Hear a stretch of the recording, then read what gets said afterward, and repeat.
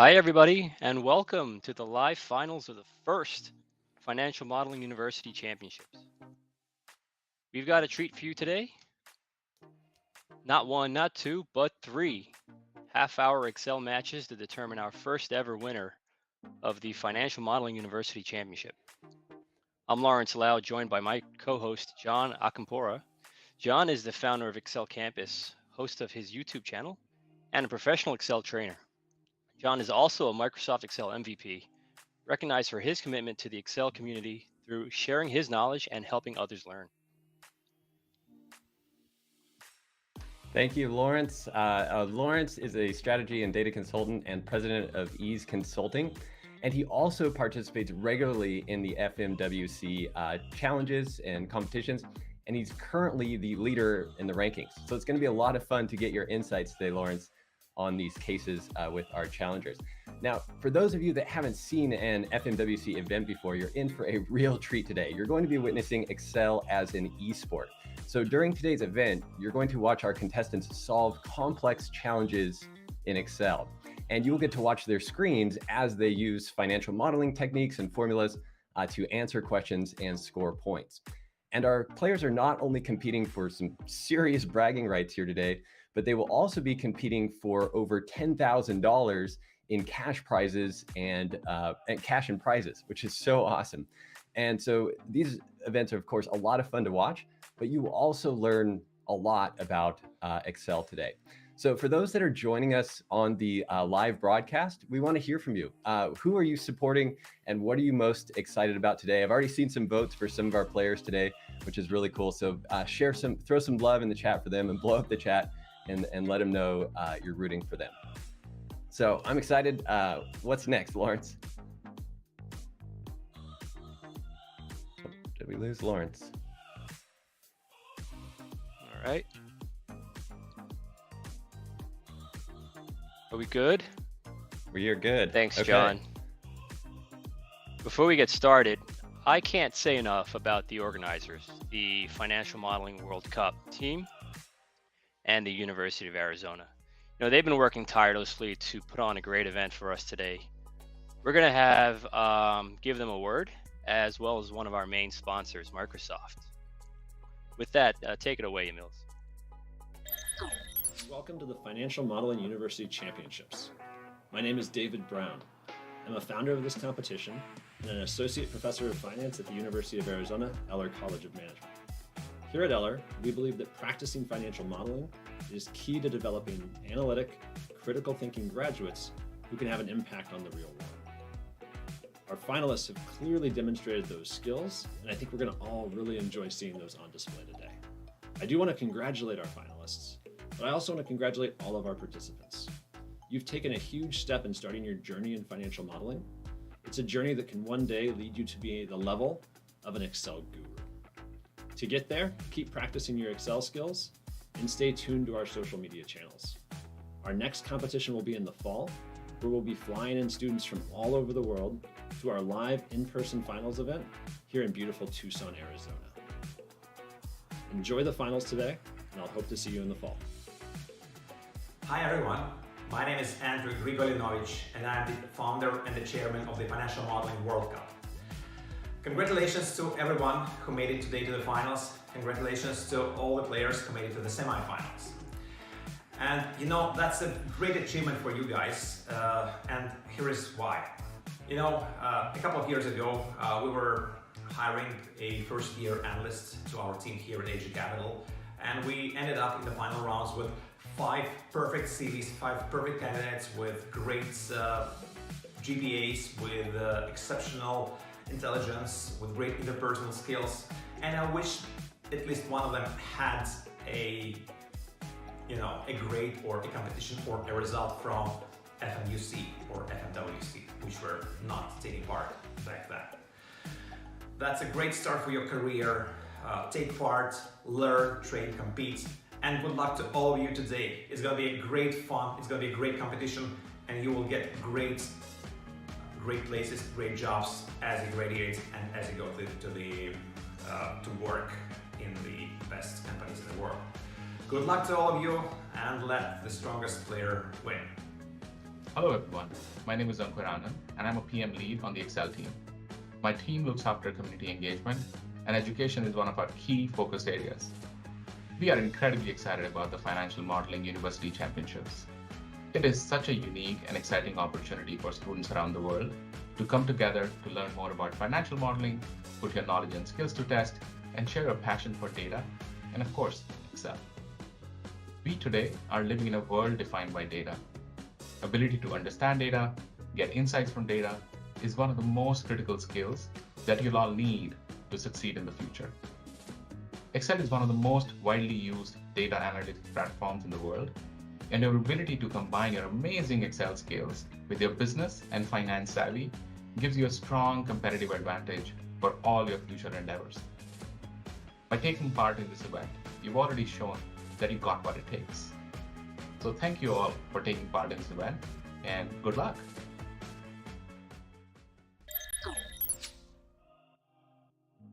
I can't see. Okay. Oh, we're back. All right. And also, let's give a thanks to another one of our sponsors, EY. Thanks for your support, building a better working world, EY. Awesome. Yes, thank you. And so let's talk about a little bit about today's competition and format here. So we started this competition with over 10,000 competitors, and these are all college students from over 400 universities around the world, which is awesome. And they started and competed in some qualifying rounds. We had the semifinals on April 30th, where the top 50 qualified, and we are now down to the final 8 competitors today. And again, like Lauren said, we're going to be running 3 rounds of competition. These are 30-minute rounds where, again, all of the competitors will be working on the same Excel file, trying to score as many points as possible. And then the top 4 competitors from the first round will move on to the the semifinals, and then the top 2 will move on to the finals. So here's a breakdown here of our bracket and our 8 competitors. Like I said, we'll be going to 4 down to our final 2 in the final 30-minute round. So again, these are a ton of fun to watch as you'll get to see your favorites here. And I've seen already some people in the chat rooting for their favorites, either their favorite college or some of our players here, which is awesome to see. So continue to show them some love and support in the chat. And we'll get started with our player introductions.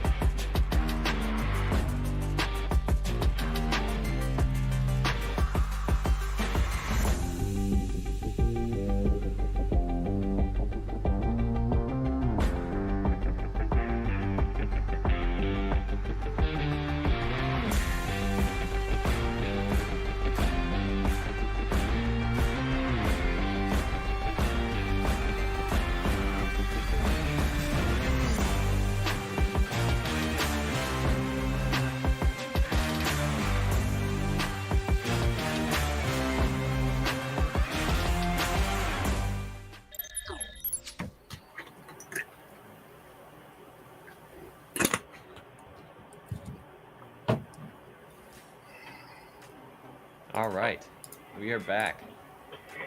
Welcome to our top 8 players today. How are you guys all feeling? Give a thumbs up. All right, great. Awesome, awesome. So I have one question for you guys, and I'm going to pick someone here because we don't have time to talk with all 8. So Evan, I'm going to pick on you. If you win today, what are you going to do with the prize money? Probably spend it, maybe save it a little bit.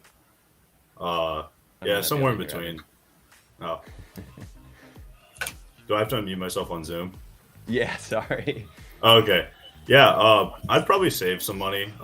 Save up, put in just an index fund, save for some money for a house one day. Love it. See, we are dealing with some brilliant individuals here, and I'm so excited to watch you guys compete. So let's get to the first case. We're going to watch a quick video here that will introduce our first case, our first challenge, and then the competitors will have some time to review it. They have about 5 minutes to review it on their own, and then we'll get started.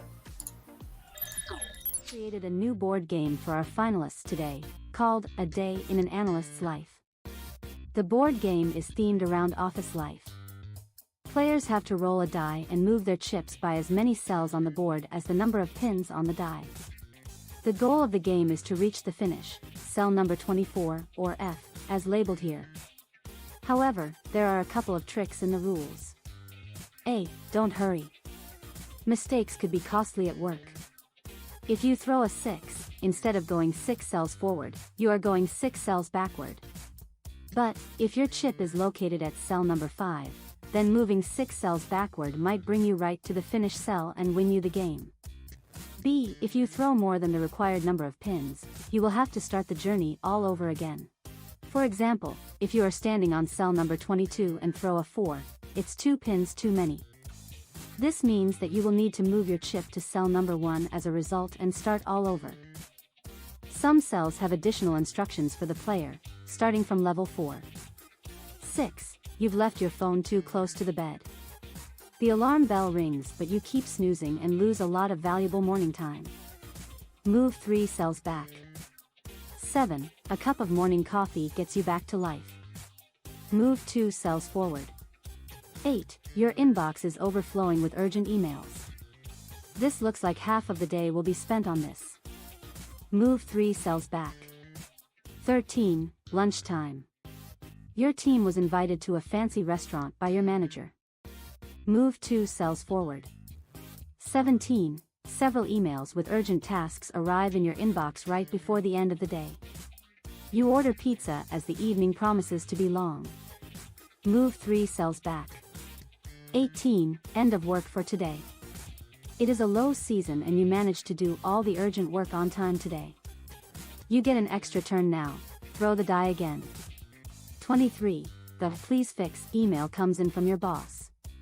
You understand that you will not get any sleep tonight.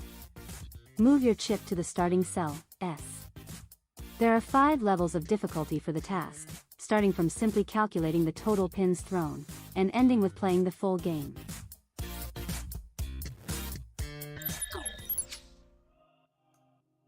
All right, this looks like a good one. Before we get into it, let me tell you something, John.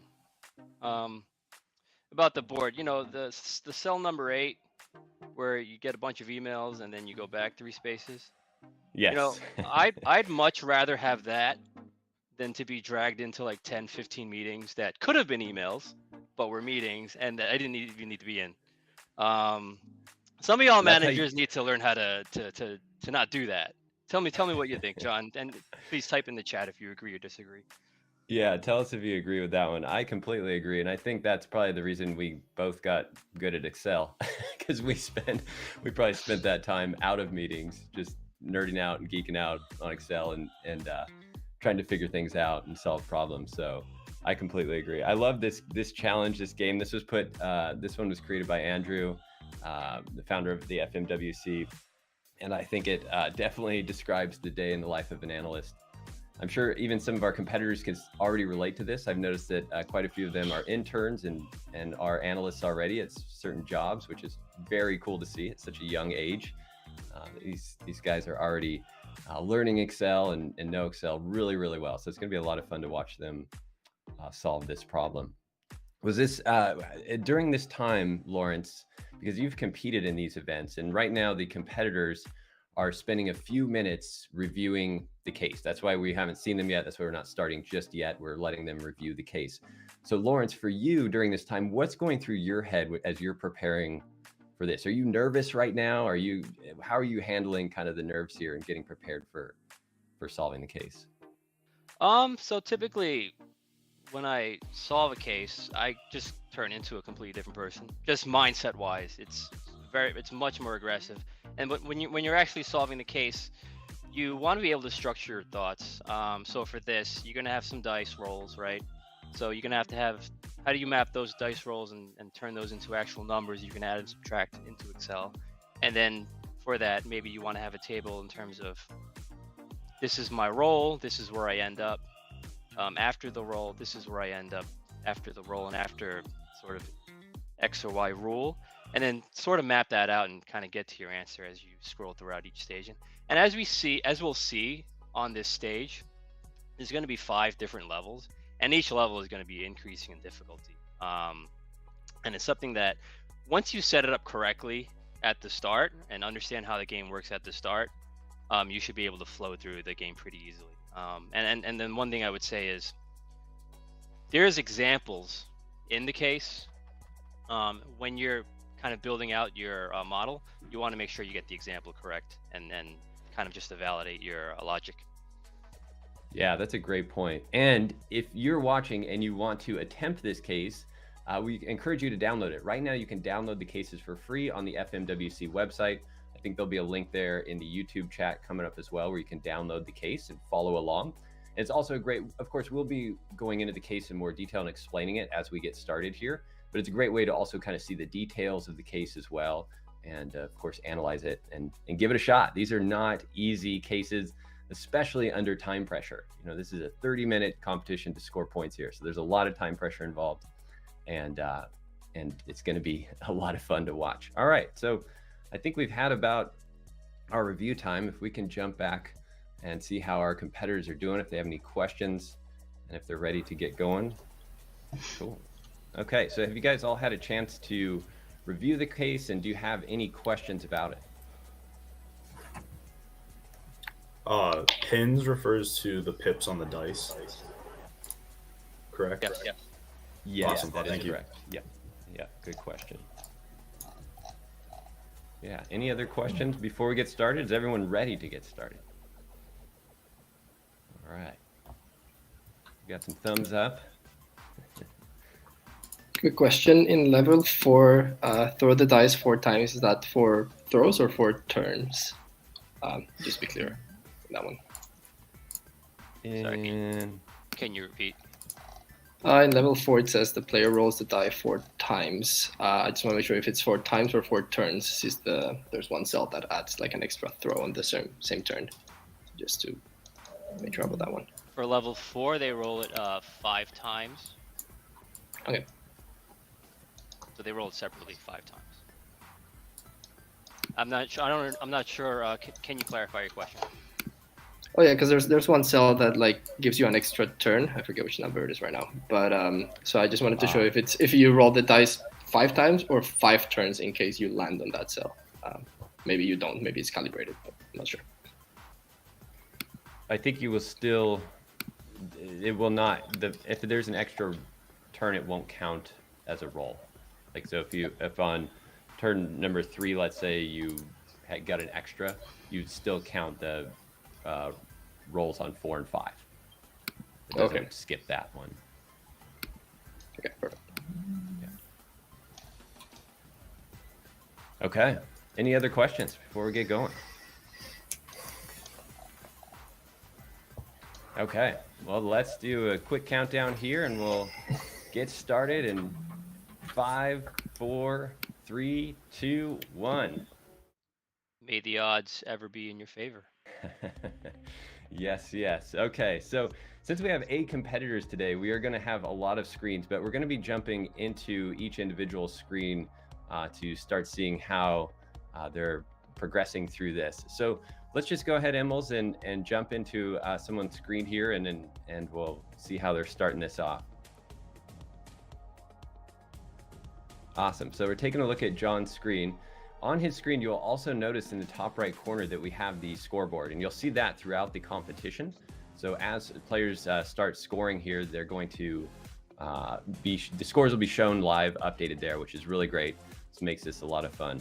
And for this challenge, of course, with level one is going to be an easy level. And here, the players essentially are just going to sum up the dice throws, is really what they're challenged to do with here, to determine how many moves they made across the board. So if you didn't see the intro video, essentially we're playing a board game here where you throw dice and you move your player or your piece across the board. When you land on specific places in this, then you might have to jump forward a few spaces or move back a few, of course, all in the day in the life of an analyst. So the first level here is going to be pretty easy. We can see John setting it up. He has converted his dice into numbers. Wow. I think he did that with find and replace. I didn't see how he did that, but that's pretty cool. That's cool. I like that. Yeah. I think, yeah, he did that throughout. So that's actually a pretty good strategy. Might still have to consider the 6 there, because the 6 does come in to play here.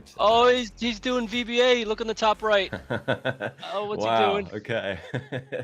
John's writing some macros here, which is really cool. Love it.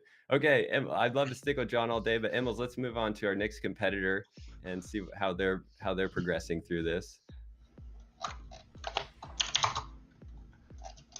Okay, so it looks like here with Ethan, he has more of a lookup table on his approach there for the dice. So we have those dice, which are characters in a cell. So if you're wondering, if you've downloaded this challenge file and you're wondering how those dice are created, those symbols are created, they're Unicode characters in the cell there. And so the players are going to have to somehow convert those to numbers, because the value in the cell does not represent the number on the dice. It's just a character. And so they have to do that conversion. And that's what we're seeing here with Ethan. He's got a lookup table down there somewhere. It's just taking dice number 1 and converting that to a 1 and so on. And so, yeah, and I hope our players read the instructions clearly. Lawrence, for you, is that a big part of this, is just reading the instructions? Like, how often do you reread the instructions when you're doing one of these? Many times. Okay. Because there are nuances in some of these levels where some rules don't apply, and I think we're going to see this in this game, where it's important that if you don't read the rules, you may miss something. Exactly. Yeah, I've taken a few of these on as challenges myself. I have not actually competed in an event yet, but I give myself a 30-minute timer. And my biggest problem is that I don't read the rules enough. I don't ingrain them in my brain, and I kind of skip over things. And that, like you said, in this challenge here, if we kind of look at the very beginning of the rules, one of the first line in the rules is says don't hurry, because if you throw a 6, then it's actually going backwards. So that can come back to haunt you if you're not if you don't take that into consideration in this challenge. Okay, Emmels, let's move on. Looks like Ethan's got an if statement going and some VLOOKUPs here, but let's go ahead and move on to one of our other competitors. All right, so it looks like Morgan is down on level 2, and I should mention that we have our scores. Some of our first scores have dropped. We have a lot of our competitors have finished level 1 and have put scores in. Actually, it looks like Morgan is still on level 1. I apologize. Yeah, so he's working on level 1 and figuring that one out. And oh no, I'm sorry. He's on level 2. Yeah, apologize. Yeah, he's on level 2 using an ifs function. So Lawrence, when you're working on these cases, what are some of the most common functions you're using? So a lot of times for the esports cases, I'm doing a lot of match and index, because a lot of these cases are games, and it turns out it becomes, when does this person win, or what does this person score? So you're doing a lot of some ifs, and you're doing index match, because you want to find out when this person wins when they land on a certain space. So you want to find where that space is in whatever array you have. Yeah, gotcha. And for those of you that aren't familiar with index match yet that are watching, it's essentially a lookup formula, something similar to VLOOKUP. So what Lawrence is referring to there is being able to essentially look for either in this case the dice number or in some type of sequence of events that's happening. Do a lookup there to figure out what the result is that you're trying to find in the sequence. So there's a lot of different scenarios, but yeah, index match is definitely going to be a popular one, along with if and ifs, as we're seeing Morgan use here. He's got an if statement to essentially, I think, do some of the conversions there on the dice as well. So that's an interesting technique. I like it. And although Morgan's on level 2, he's probably scored in level 1 and just hasn't put his points in yet. So that's why we might not be seeing points for Morgan yet. He might put those in at the end of the game or closer to the end there. So Emils, let's go ahead and move on to our next competitor and see how they're progressing. All right. So it looks like Evan is also on level 2 and trying to work out the logic here. And this logic is relatively, this is still an easy level here where the player is just looking to throw one dice and figure out where they've landed based on that one throw. So they have a starting point on the board and then figuring out where the dice landed based on that one throw. Now that sounds like it should be easy to figure out, but there are rules here to this, especially the rule we talked about earlier, where if it's a 6, they're going to go back a certain number of spaces. So there's quite a few rules to account for here as well. Looks like he was putting together an adjustment table where you see the formula 24. So there are 24 spaces on his board. So what he's doing is he's putting some sort of formula in to say if we go more than a round trip, it appears, so more than 24 spaces, you don't go to 25, 26, you go back to 1 or 2. And I think that's what he's doing right here. Yeah, okay, right. And this is a challenging part because if you go past the finish line, you essentially have to keep going, right? It's like it's a circle. So that's challenging when you're building out the logic to determine if you go past, like you said, 24. We have to figure out how many spaces you go past, and then you can also go backwards the other way if you roll a 6. So it is some challenging logic here, even though it's one of the easier levels. So Brandon is our current leader. Let's jump over to Brandon and see how he's doing. Okay, Brandon. Let's go, Brandon. Yeah. Scoring some points. Yep. 130. Okay. So he's on level 3 right now, right? Yeah. So he's gotten through 2. He'd be on level 3. And with level 3, we get, again, a bit more of a challenge here. In this case, the player is going to always start from the starting cell, but now they have a sequence of 5 rolls, and you have to figure out where they're going to finish, where they're going to land, essentially. And again, and this is a relatively easy level because we don't take into the consideration some of the additional instructions for those special places on the board. Again, some of these places on the board, I know it's going to be hard to see on your screen right now, but for example, if you land on cell 7 on this, or place 7, you get a cup of morning coffee, which gets you back to life, and you get to move ahead 2 spaces. So that's what makes this a challenge, is there's additional logic here, because if you land a specific spot on the board, you get to move forward, or in a lot of cases, you also move backward. So for spot number 6, you left your cell phone too close to the bed, and you've hit snooze, and you have to move 3 cells back. So you get penalized for being late to work that day, and you have to move 3 cells back. So all of that logic has to be accounted for here in this particular answer as well, which does make this a bit more of a challenge. So Morgan, I'm looking at the scoreboard right now. Morgan's got 123, which is kind of an odd number. And typically what's going on there is he's completed a couple of levels. Look at the first, second, and third place. They've completed the first 2 levels, but you may have gotten one of the questions wrong. So that's why we're seeing a little difference here. And it looks like he's checking. I mean, at this point, do you go back and check, or do you just continue on with the rest of the case? And that's a decision that you're gonna have to make. I would go on I would just continue, but some people may want to go back and check. Okay, that's a great strategy, great tip there. Again, from Lawrence, who's competed in these events in the main FMWC and is the current leader in the rankings. So, for all of you that want to compete in these, listen to Lawrence because he obviously knows what he's talking about and has some winning strategies here. So pick up some tips on that too. So let's move over to, let's see, we haven't seen Pac Ming yet. Let's move to Pac Ming and see how he's doing. He's also on the leaderboard here. Yeah, so I think he's completed level 2. He's just working on his table up above. Okay. And I also said that wrong. On level 3, they can ignore the additional instructions for those special cells. So it's not till level 4 that those come into play.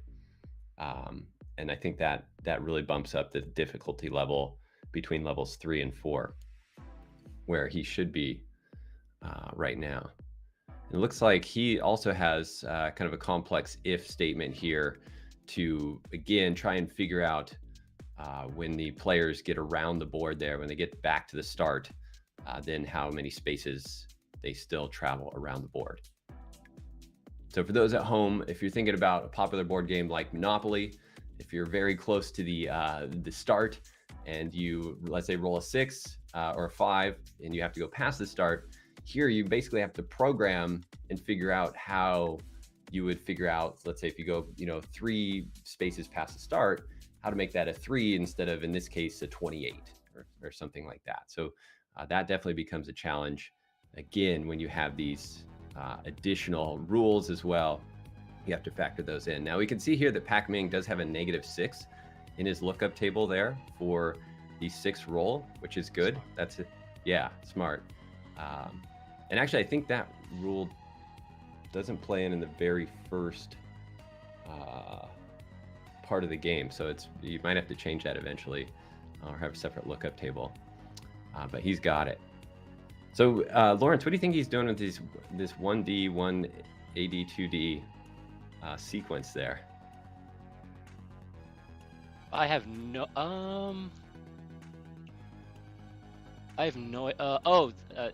A may stand for adjusted, and D may stand for dice roll. That's my guess. That's my guess. Okay. Yeah. Oh, so Gotcha. like 1D, what they roll on the dice, and then what's the adjusted roll? Same with 2 and 3, and I think that's what he's doing. He's trying to set that up right now. Okay. Yeah, this is a bit more of a challenge to, I think, for this specific one to kind of work through the sequencing here because you do have some adjustment there. Well, hold up. Those additional instructions don't apply for this level. So I'm wondering if he read that instruction or if he's going to continue on with the case as is. I'm just, I don't know what he's trying to do right now. Yeah, okay. So let's move back. Let's move back over to John. He's our current leader. And he is also the one, let's see, on I see Raid was asking about how the YouTube guy is doing, or how the VBA guy is doing. He asked on YouTube. And so here's John, our VBA guy. He does have a macro. It's a bit hard to see, but it looks like he has some if statements there in his VBA code that he's used for this logic, which is very cool to see. A completely different way. Of course, you could use formulas here in Excel, and John's decided to use a macro instead to build out his logic there. So that's pretty cool. Lawrence, do you ever use VBA when you're solving these cases? Not when I'm solving the cases. In my work, yeah. But typically with VBA, I've never seen this before. It's very impressive. The reason I don't use it, it's tough to edit. Cells change. You don't know if something goes wrong in the code. You typically don't know what's going wrong. But it's very impressive that he's been able to do it, and he has a perfect score so far. I think the first 3 levels are at 310. If you get them perfect, that's what he has right now. And and now it looks like he's going to be scoring here. And it's interesting that his logic here, he has some X's in column L. It looks like he just ran the macro, and the macro does select the next cell. It has an offset at the end of it. So he just kind of ran through. And I know what the X is. The X is if you win. I think that's what he's doing. Okay. Wow, incredible. Yeah, so he's scored on that level 574. So it looks like he might have a few incorrect, or he needs to actually replace the maybe replace the value there. Oh, no, it looks like he's going to get those too. Very cool. Well, I'm excited to hear his strategy here. And again, for those watching, the top 4 players of this round are going to move on. We're just over halfway through, and with just about 14 minutes left, our top 4 players will move on to the semifinals here. And a lot of things can change, definitely in the last 14 minutes. In the last 2 or 3 minutes, things can definitely change. So it's not over yet by any means, but John is definitely out to a big lead here. Let's see what we got going on over here. Let's move over to Anton. I don't believe we've seen his screen yet. And we'll see what he's got going on. It looks like he's modeling on a different sheet here. And he's probably still, let's see, he'd be on level 3, I believe. Is that correct? Trying to figure out that logic on level 3. Yeah. That's the one where you throw 5. 5, and that's what he's doing. He's doing a vertical calculation, which is interesting. It is. It looks like he's using some dynamic arrays here too. I noticed that some of our players mentioned that in their bios, that they love the Lambda functions, the new dynamic array functions. So it's really great to see those new functions and features of Excel being used in these competitions. Are you using those as well, Lawrence? Some of the new array formulas, unique, sequence, etc. Not Lambda yet. Okay. Yeah. It's the unique. Is definitely one that I've used in some of these challenges as well. Sequence is another great function that can come up here. I don't know that I can't remember if I've used it in any of these challenges, but sequence is another one I use a lot. And that, for those that aren't familiar with some of the function names that we're talking about, these are relatively new functions called dynamic arrays in Excel. We have probably one of the most popular ones would be unique, or at least the easiest one to understand, which will just spill out a range of values in multiple cells. So it's a really powerful set of tools that we can use to do more complex models and also really simplify formulas. Where in the past we might have had to use some much more complex formulas, we can now do a lot of complex calculations with relatively simple formulas. So that's unique's a good one. Filter is another very popular one if you're doing any type of lookup formulas and want to return multiple results. So if you're thinking about doing a VLOOKUP, but you want to return all the results that your VLOOKUP finds and matches, the new filter function is great for that as well.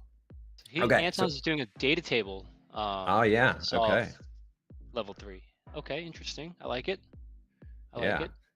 Do you use data tables often, Lawrence? I don't. So I'm not a trained banker. I know investment bankers do it a lot. I only started for this competition, but in my day-to-day work, I do not use data tables. Okay, so you just started learning them. I'm the same. It's been a long time. I did consulting in the past and we used data tables, but it's been a while since I've used them.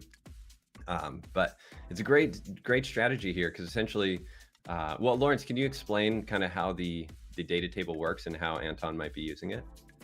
So data table is basically, I would say, what if scenario.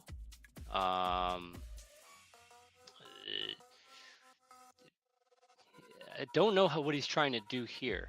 I can't tell you what he's trying to do here. I gotta tell you, I'm at a loss for words here. Yeah, no, I think I am too in this scenario. Yeah, essentially you're right. The data table, you just have a set of formulas, and then you're feeding values into it to try and do calculations and output a specific results. It's different from a regular Excel table, like you'd be thinking about in Excel, like a formatted Control-T Excel table. So let's jump over to Patrick. He's currently in second place, and we'll see how he's progressing through here. He is on level 4, and let's see, he's looking back up at the top, and he also kind of has his adjusted column. He's got some nice kind of organized columns here with the current position. And here in level 4, we do have we are accounting for those special cells like I was talking about before. We might have to, if we woke up late and he didn't hit, or we hit the snooze button, we have to move back 3 spaces. We get our cup of coffee, we get to move ahead 2 spaces. So in this level, we're also accounting for all of those special cells as well. And then they have to figure out where the player lands after 5 rolls. And Can we also, yeah, go ahead. Can we check up on Ethan after this? I have a feeling he's further along than the scoreboard says. He just yes, hasn't pasted his Ethan. answers in yet. Yeah. Let's jump over to Ethan. You are correct. He's flying through it. Oh, Okay, he's also on level 4. Yeah, he just has to remember to paste his answers into the Excel SharePoint, so he can get credit. Yeah.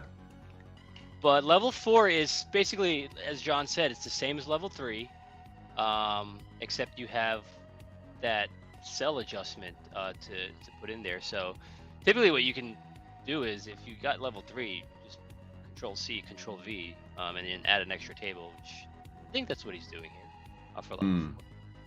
Yeah, just kind of carrying through some of his same formulas and logic, but applying those new rules. Yeah. So Lawrence, you had a chance to solve this one. What were some of the main challenges for you? So admittedly, not reading the instructions for level 3, that those special cells aren't affected. I actually found this case to be the toughest of the 3 that we're going to see today, which is interesting for me anyway. Yeah, no, same for me too. I didn't get a chance to spend as much time with this one, but definitely a challenging way to start, which is great. It's great to see our players here. Obviously, some of these players, or most of our players, are handling it really well, which is amazing to see these young guys with probably relatively limited experience with Excel, just really able to solve these problems in these complex scenarios. So really cool to see. I like that Ethan here has some organization to his columns as well. It looks like he's trying to kind of look through these and kind of understand what's going on at each turn, maybe doing some calculations kind of in his head here to see where the player should be versus what his calculations are showing it, because he still hasn't posted any answers there yet. So, but good spot there, Lawrence, that he is on the move and just needs to paste in some scores, and then we'll see probably a shift in the leaderboard here with Ethan. So let's see, who else haven't we seen in a while? Let's jump over to Brandon and see how Brandon's doing.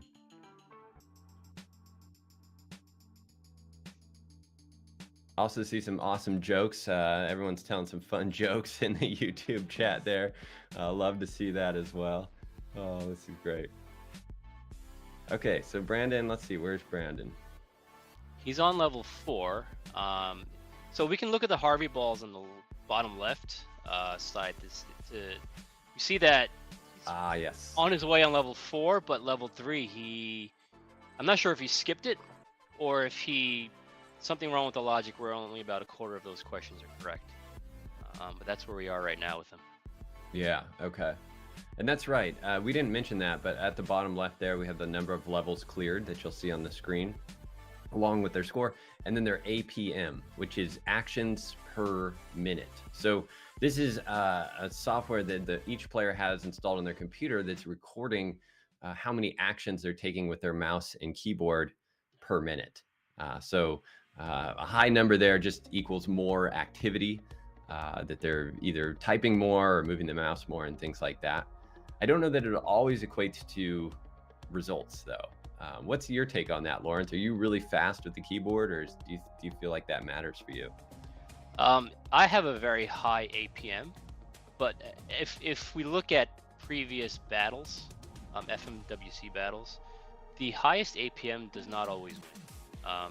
So it really comes down to logic and can you get the answers correct. APM helps definitely to get to a fast start, but it does not mean that you will win. And APM, if you're a StarCraft fan, you're familiar with what that is. I think that was popularized because of that game back in the 90s. Okay, awesome. So let's jump over to John. He's got some major points on the board here. 945. He's getting close to solving the whole challenge, and we have just under 5 minutes to go. 945. Yeah. Wow. Yeah. Yes, we have a 1,000 point maximum. Is that correct, Lawrence? Am I right? A 1,000 point maximum on this this challenge here? That's right. All the three, each case today, I believe, has a 1,000 point max. 945 will pretty much get you to the next round. Definitely here, I think. But I think he's trying to go for it. So we can see. Look at his screen. He's on case 5. But if we look at the Harvey balls in the bottom left, he's got that all right. So yeah, he should be going back to level 4. That's where the issue is. I don't know if he'll be able to identify that. An easy way to see what's right or what's wrong here. yeah. Take a couple of answers and zero them out. If your score changes, those answers are right to begin with. If they didn't change, then those are the ones that were wrong. So you're saying on the scoreboard itself, you would just zero out a few. Yeah. To confirm. I gotcha. Yeah. Okay. Again, for those of you that are going to be competing in this, listening to to Lawrence's strategies here, take note of that. That's a great strategy for kind of checking your answers as well. And I see. Let's move over to Evan's screen. I just saw a rand between function going in there. I was curious to see what he was using that for. Okay. We don't need it yet. I think that's a guessing, right? Once. Yeah. It's under 3 minutes left. He might just be doing some guesses here, which isn't a bad strategy. He's currently in 3rd place, so he will be moving on. Still got some time though. You still have 2.5 minutes. So, but I think he 3rd place. That's a big enough gap to move on. Can we take a look at Anton? He's in 5th. Right there. He's right there. Yep. Okay, 2 minutes 30 to go. Yeah. And looks like he might be back on level 3 or 4. Hard to tell. He's in 5. Oh, he's on 5. Okay. I believe, yeah. Just look at B1, example 5, I guess. Yeah, gotcha. So you're good at reading those. if I were him, look at the gap. It's widened a little bit. I was gonna say if I were him, I'd go back to game 2 because it's. Morgan just moved up. Let's see. Morgan just moved up to 4th. And Ethan. We got just under 2 minutes. Okay. Yeah. So Morgan just scored some points too, and hopefully all of our competitors here are remembering to put all of their scores in. It looks like they're doing that now because Ethan was down at 0 for a while, and he has posted scores, so we know he is posting scores. Oh, we got some more rands going. So just kind of, is that a strategy you've done as well, Lawrence? Is just kind of going for the random number here at some point to maybe get a few points? I would do that. Okay. Like at the very end, right? Just to see, hey, why not? Do you have time? Who knows? Yeah. Yeah. Let's see. Ethan is just under our cutoff here. Let's jump to Ethan real quick. And he looks like he's back on level 3, or maybe checking some answers here. Got 46 seconds, Ethan. Yeah. Yep.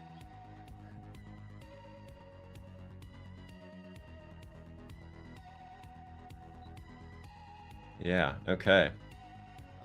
Level 5 is blank. You can do some ran betweens there. Yeah. And potentially get a few scores. You have to figure out what your min and max there are for your ran between.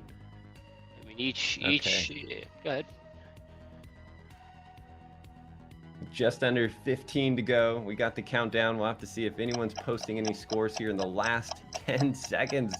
The screen is flashing red. We can move over to John and take a look and see what his screen looks like. He came in just under. And that's a wrap for round one. We have our leader here, John. And again, the top four will be moving on. So we have John, Patrick, Evan, and Morgan all moving on. Congratulations, guys. We'll cut over to them in just a second and and see how they're doing with this. But amazing.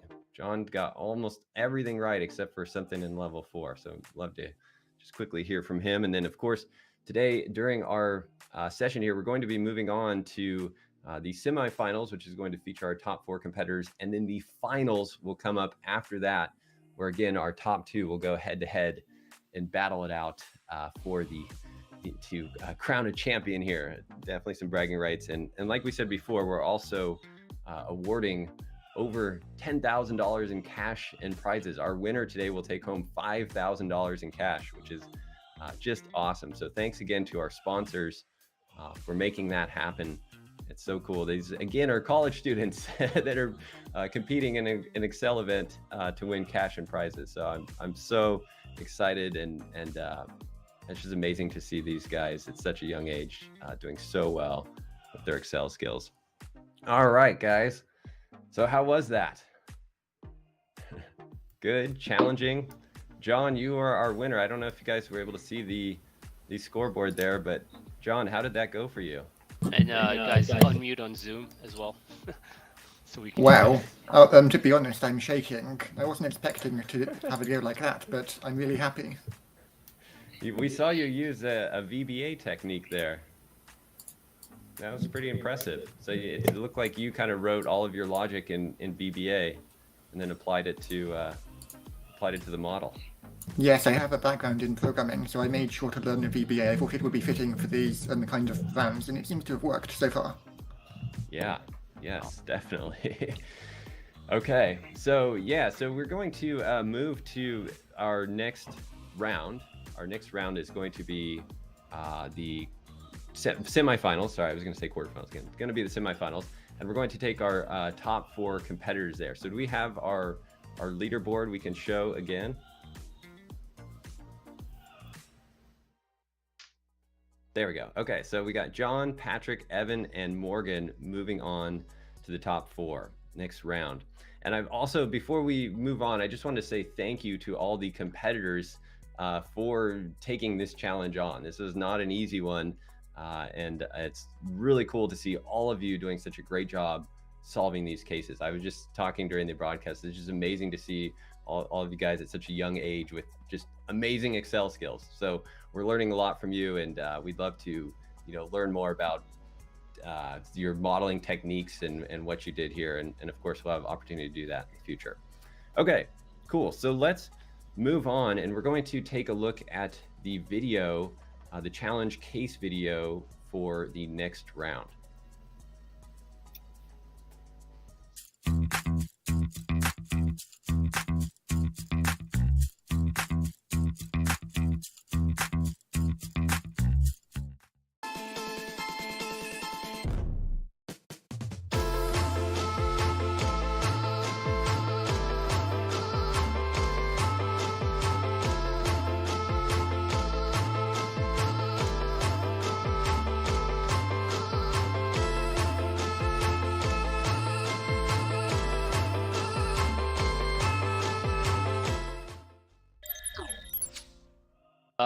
I don't have the PowerPoint up. It's just I've got the Excel up that Max sent.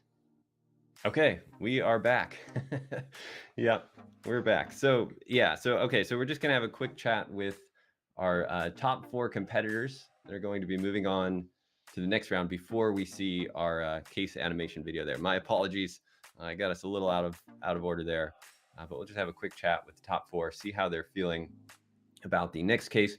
Give him a little break. As John was saying there, he was shaking as he was finishing that, and I don't blame him. I was shaking too. I'm nervous for you guys. That was incredible to watch you move through these cases so quickly. So how are you all feeling? Patrick, we haven't heard from you yet. How was that case for you? It was good. I mean, I agree with John. I was also shaking.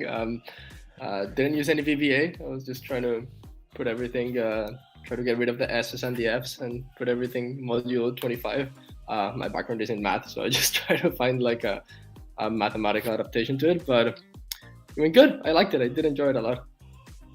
That's great. That's awesome. Yeah, formulas were the way to go for almost all of our competitors. We were surprised to see VBA, but very cool. And how about Morgan? We haven't heard from you yet either. How was that for you, Morgan?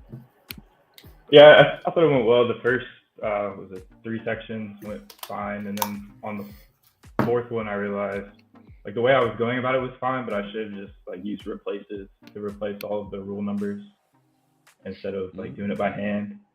But it worked out, I guess. So there's that. Yeah, great. You made it through. And Evan, how about you? How'd you feel with that one? Yeah, I had no clue how to even start number 5. I had 7 minutes left, so I just threw a rand between, took about the mean of a dice roll, and just prayed. I love it. Did you score any points? Were you able to see if you scored any points for that? No, I got 0% on that.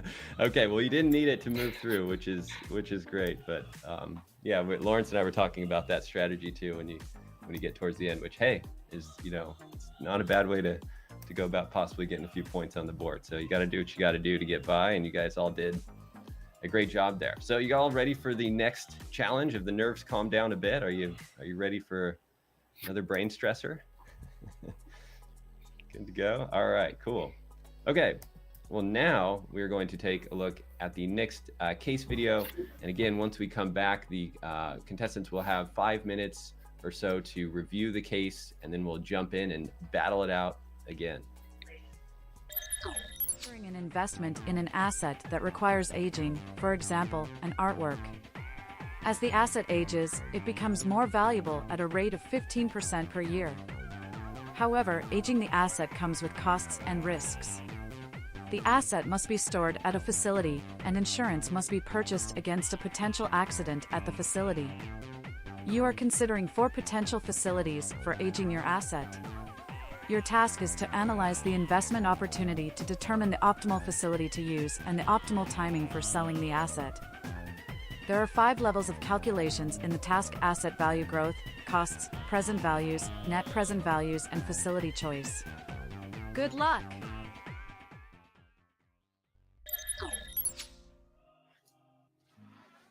All right, we are back. So this case to me is much different from the case we just saw earlier. Definitely going to be some more financial modeling techniques coming into play here. What do you think about this one, Lawrence? So this is an interesting case.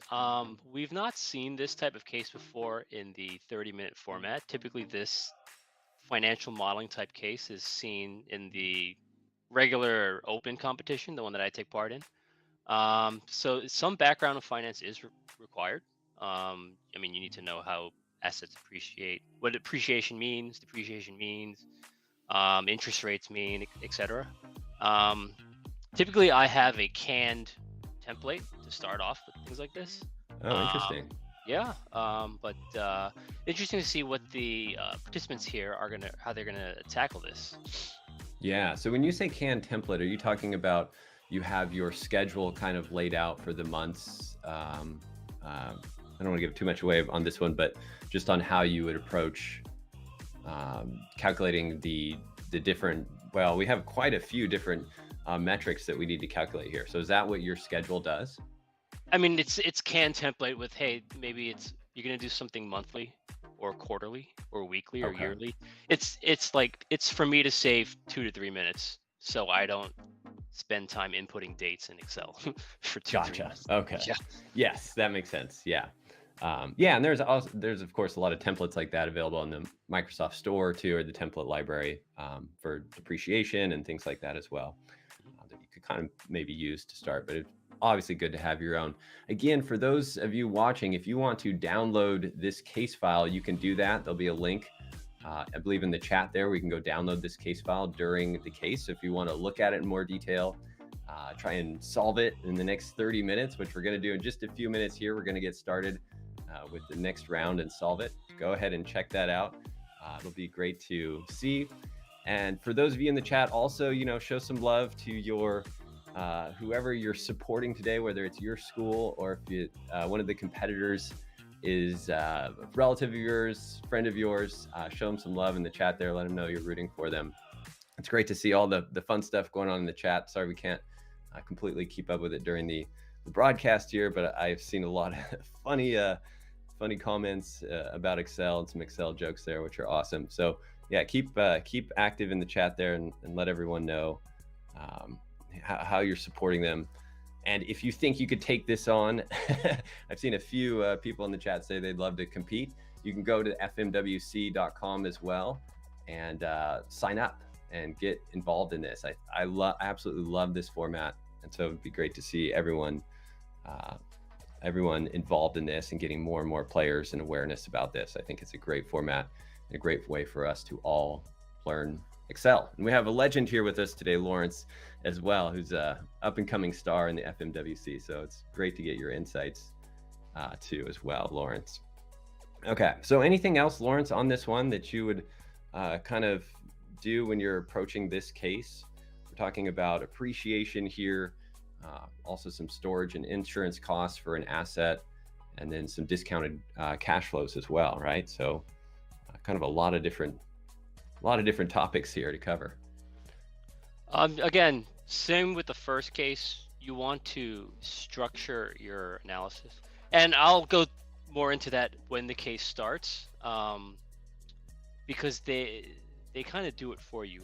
They, as in the case creators, and I'm going to credit David Brown here, professor at the University of Arizona. He was the one who wrote this case, but it's kind of done for you in the case materials itself to structure analysis. Yep.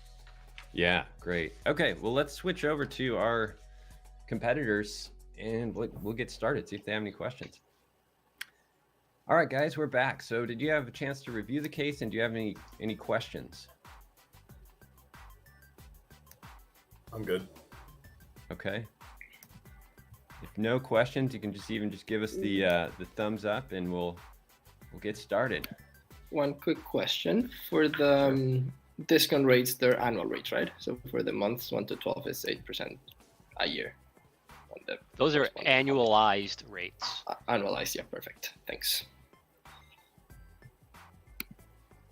Okay. Everyone else good?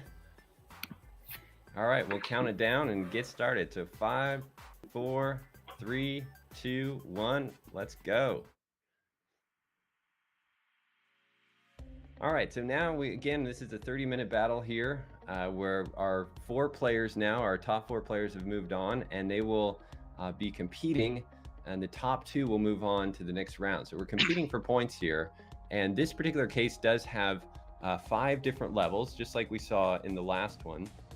And these levels are a different challenge here. It's going to be a different, I would say, set of skills, like Lawrence alluded to, different set of skills in terms of the formulas you're going to be using and how we're going to model out this more of a financial model, essentially here to solve some of these problems. So Lawrence, let's get into let's move. Let's move into John's screen first, and we'll allow our audience to kind of see the model here a little better. It looks like John's still reading through some of the instructions, which is very important to do. As you can see on the screen, there's a lot of instructions here, and it's very important to understand every single sentence here. There's kind of a lot of things buried, I wouldn't say buried, but in the instructions that you need to be aware of and conscious of. So Lawrence, again, how would you be approaching this right now with the instructions and kind of going through this setup? Sure. So the premise of the case is pretty simple. You've got some piece of artwork or something. It is more valuable over time, but you have costs associated with it. And the way you want to structure your analysis is based on the levels. So level 1, asset value growth.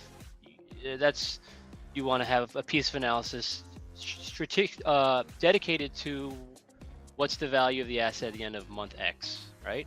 Yeah. Then you can move on to level 2. What are your costs?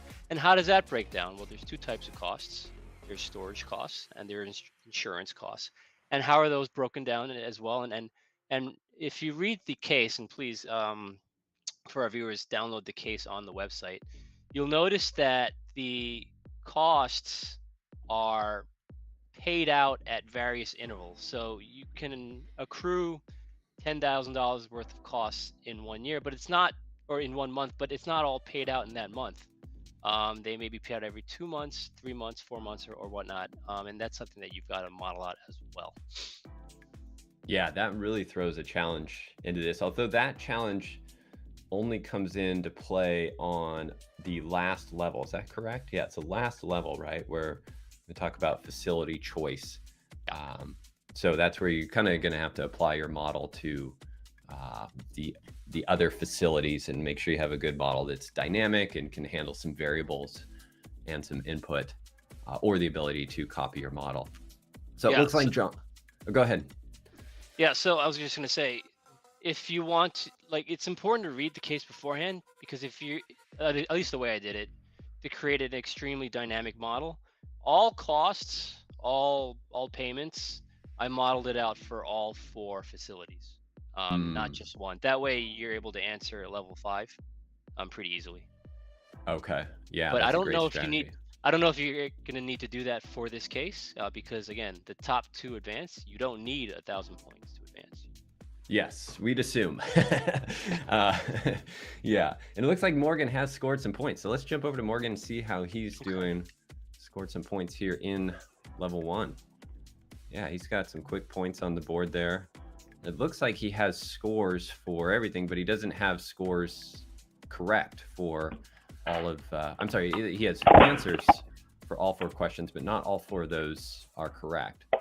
He has 75 points on the board. So well, he's scrolled down, but maybe the top 3 there were correct. Yeah, he's missing one of the 25s, yep. Yeah, so yeah, but still points on the board pretty quickly there. I see he has something calculated over and looks like cell X45, but I'm not sure how he solved those. But those ones can be solved in a single formula. Those particular, the first level one there. Yes. Yeah. Yes. And so, and he looks like he's trying to correct one of his answers there. That could be the one he got wrong. Yeah. And Patrick's also scored some points. Let's flip over to Patrick and see how he's doing.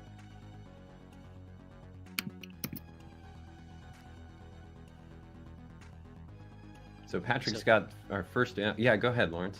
Yeah, he's doing it on a separate sheet. Typically, that's if you download the FMWC cases. Typically, that's how these things are solved.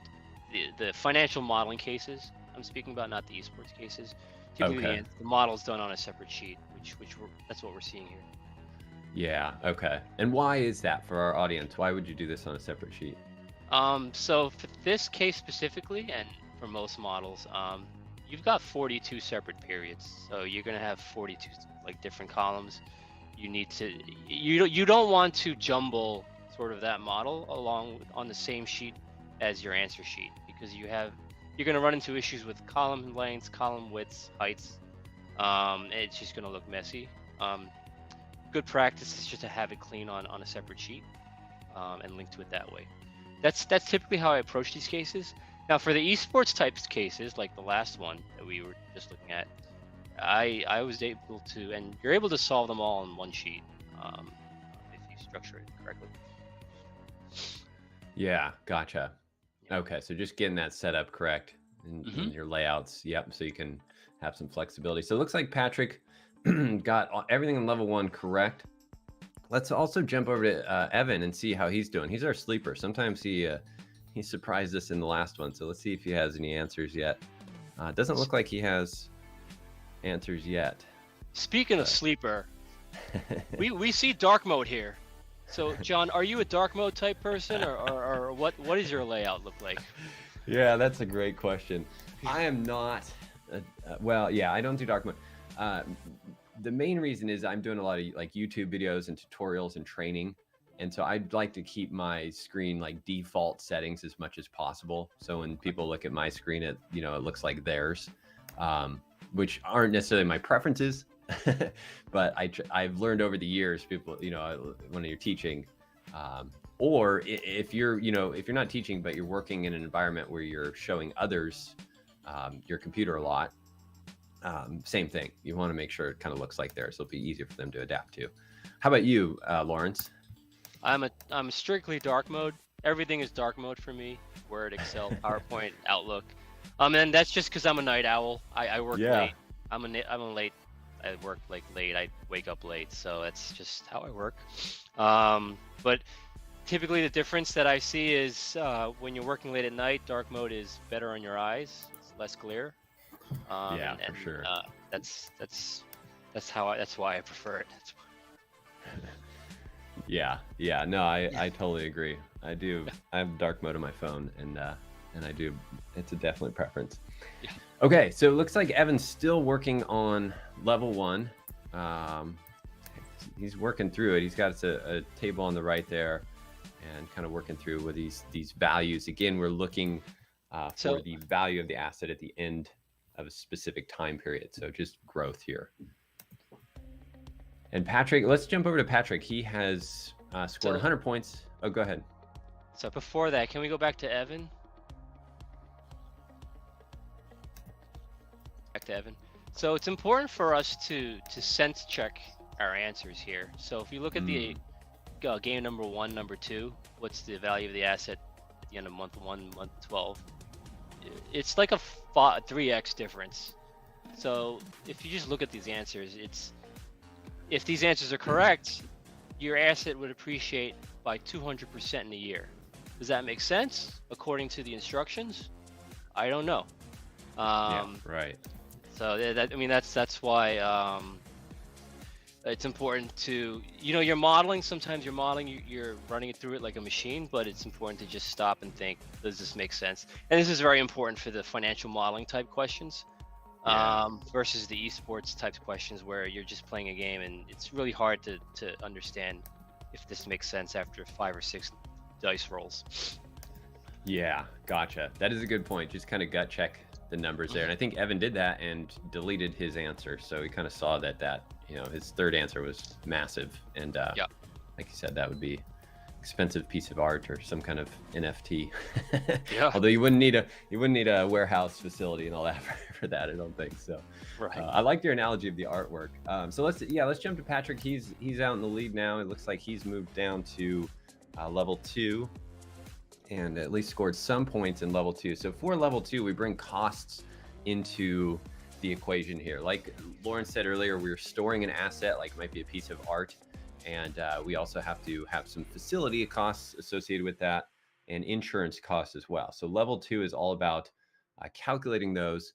And to me, for this one, the schedule was interesting. It's very realistic, I would say, that we're buying an asset in the middle of the year, the end of June, and then we have a schedule for when these costs are paid. Some are paid in 6-month terms, some down to 3-month terms. So a lot of variables here to factor in, especially when you're trying to create a model for all of the different facilities. So right now we're only looking at facility 1, but if you want to factor in all the different facilities, then that kind of time sequence there of the different payment terms, at least for me when I was going through this case, that made it a bit more of a challenge. So how would you approach that, Lawrence? Like, how do you kind of think through that? Are you again going to be doing that just for facility 1, or like you said earlier, you're kind of taking this all facilities into account here? I mean, I do it for all, just because if you can do it for 1, you can do it for all, right? It's just a matter of moving the formula.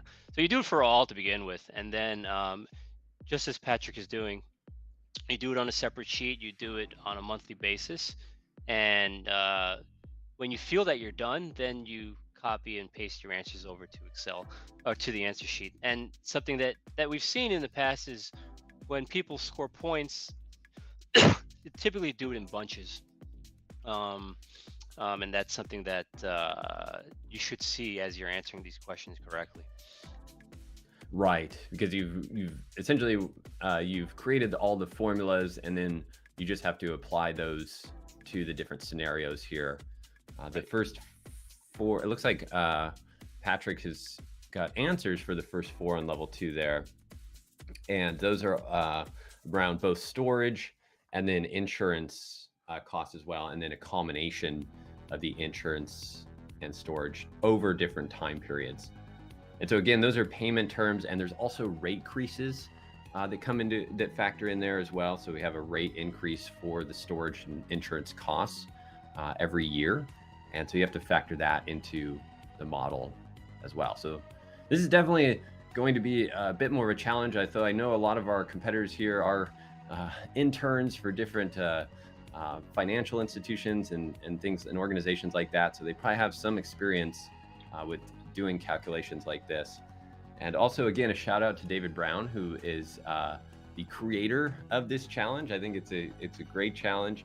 David also competes in the FMWC, and he's, as we saw the video at the beginning of the broadcast, he's at the University of Arizona and the founder of the Financial Modeling University Championship. So big shout out to David as well. I know he's watching, and it's just so cool to see our universities and professors bringing education around Excel to these young, up and coming, really bright minds. It's so cool to see that, and I'm so excited. I didn't get much Excel education in college. I don't know. Did you, Lawrence? Did you study much Excel when you were in college?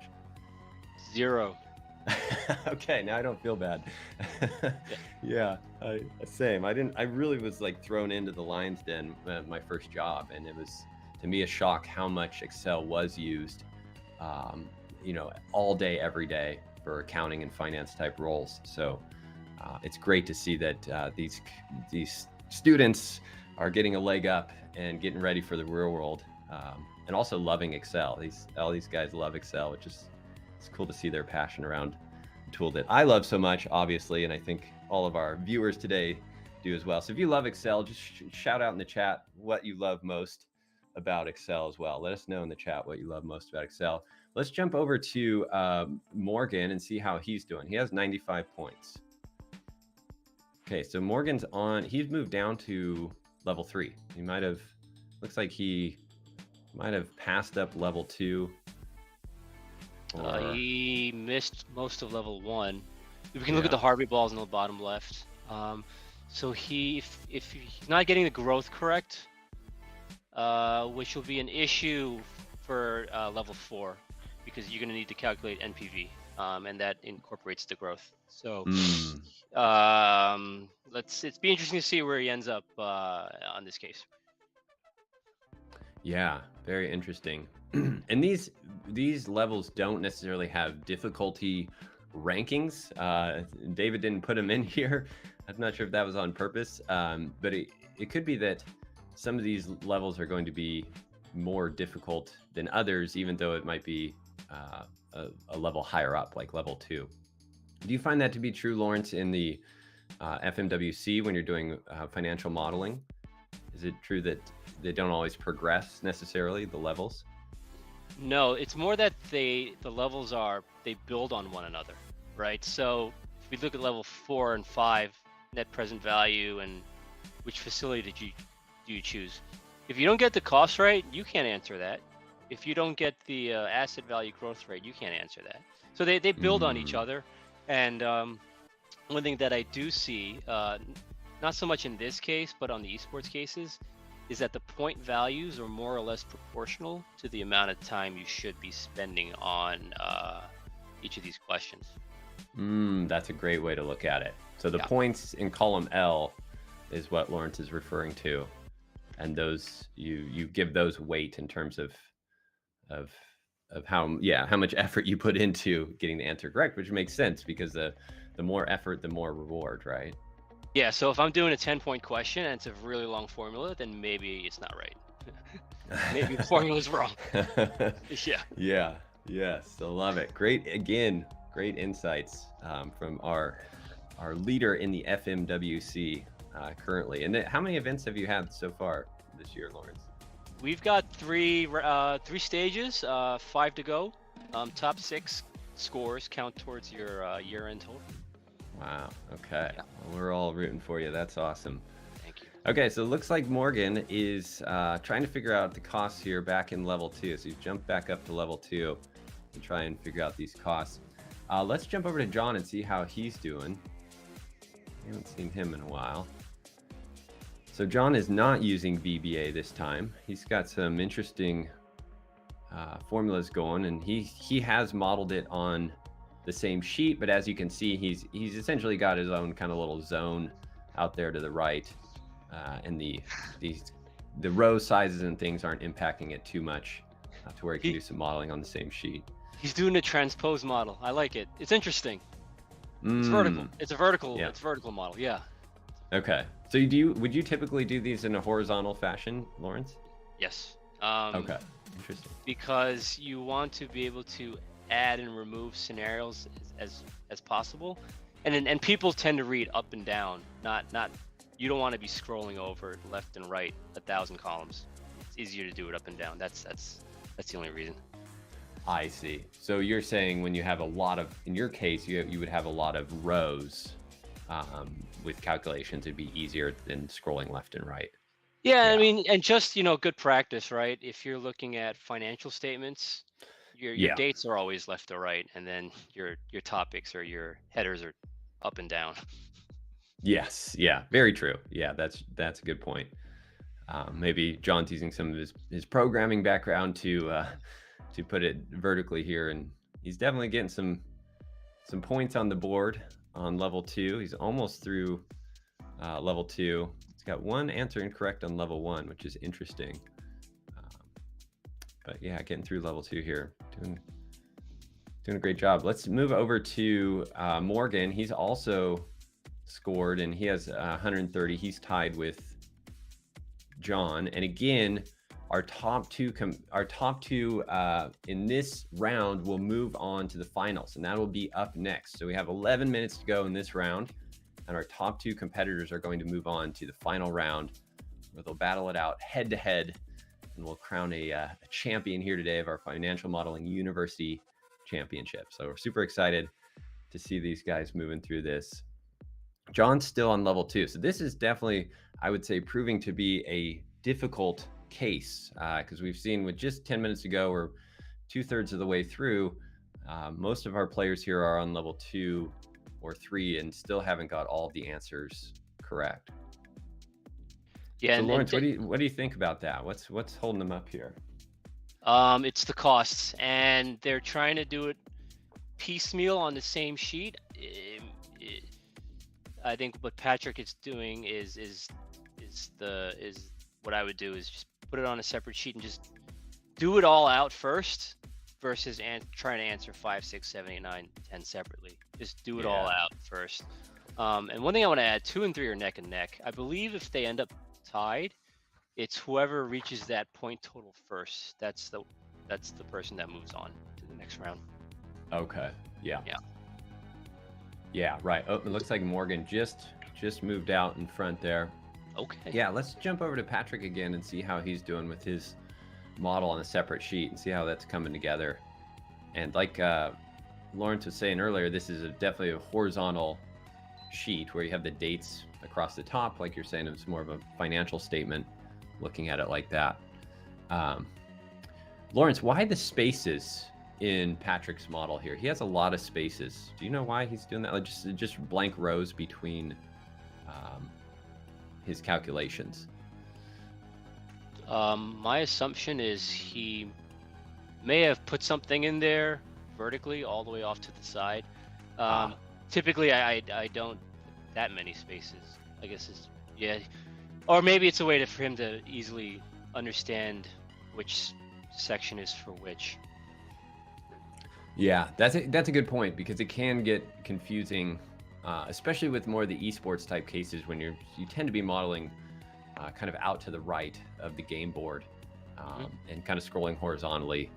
If you don't start to kind of name your sections here, it does get a little bit confusing, because you're trying to do this so fast. And again, for our viewers watching, trying to do this in 30 minutes under pressure, under the gun is a much bigger challenge, at least for me anyways. Whenever I've never competed in one of these, but I do give the challenge to myself to do these in 30 minutes, and it makes it challenging because you want to just throw out all of your formatting and techniques and organization techniques kind of out the window, but then you still have to use some of those techniques to make sure your model's working. So it's a different kind of balance than I'm typically used to working in, more of a scratch pad kind of thing. Is that true for you, Lawrence, too? Do you, when you're doing these competitions, is it different than how if you're doing a consulting project or something like that you would model things? Of course. In these competitions, what's important is getting the right answer, bar none, right? In consulting, somebody cares more about if this font size is 12 or 14 versus if this number is correct. That's typically what I've seen. Yep. Yeah. It definitely can have some of that. There's got to be some more curb appeal to your spreadsheet versus just kind of this scrappy approach to get things done. So Patrick's out to a good lead here. He's gotten all the answers correct for levels 1 and 2, and now working on level 3. So let's talk a bit about level 3. And the goal of level 3 is present values. So this again is, there's functions, of course, in Excel that you can use to calculate present value, which will come into play here. But this is assuming that we're using $1 million as the number to make sure the answers are correct. So can you explain a little bit, Lawrence, about level 3 and kind of what they're trying to do here with the discount rates? So they have annualized discount rates, but they've got to convert that into monthly discount rates to get that correct. And then you just divide by 1 plus whatever the discount rate is. I think that's what they're trying to do right now. There is a formula that allows you to do that. I don't know if any of them are using it though. And I didn't learn about it until I actually entered the FMWC, one of the cases from last year. Ah, interesting. Okay, so you're really just kind of doing the math in the cells here. That's what looks like the approach that Patrick's currently taking as well.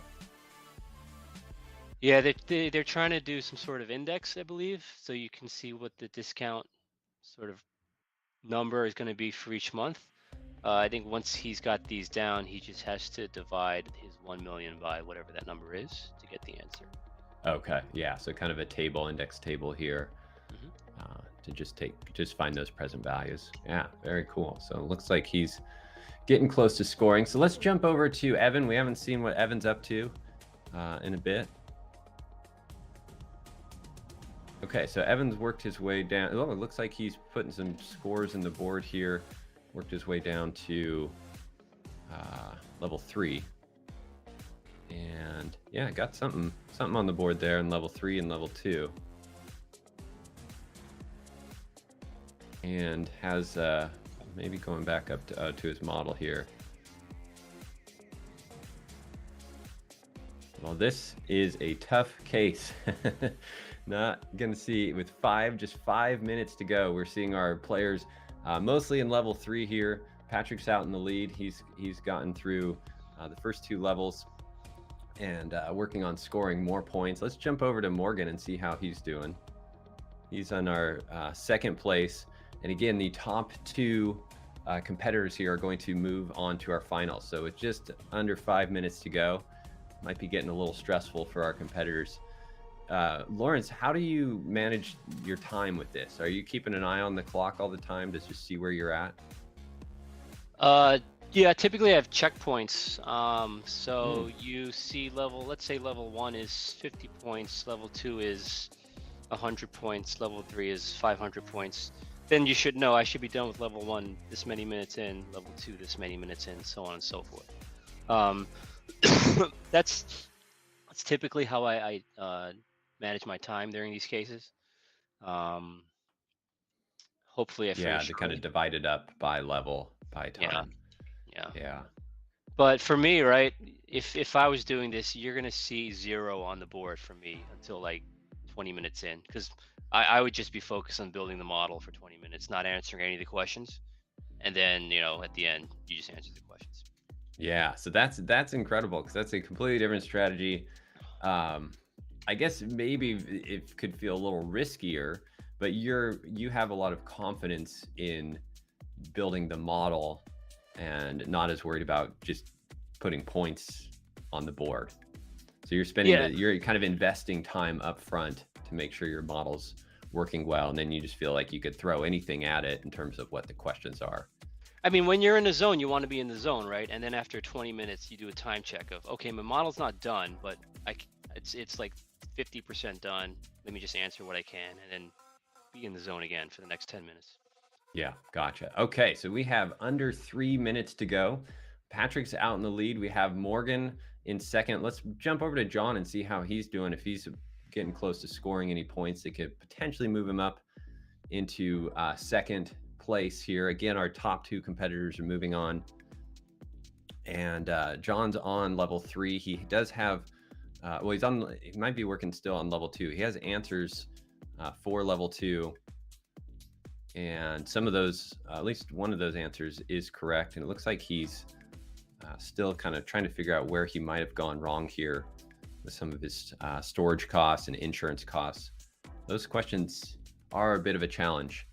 I would move on if I was him. You've got your upside is 50 points, and you won't get to second place with 50 points. He's got to move on to level 3 at this point.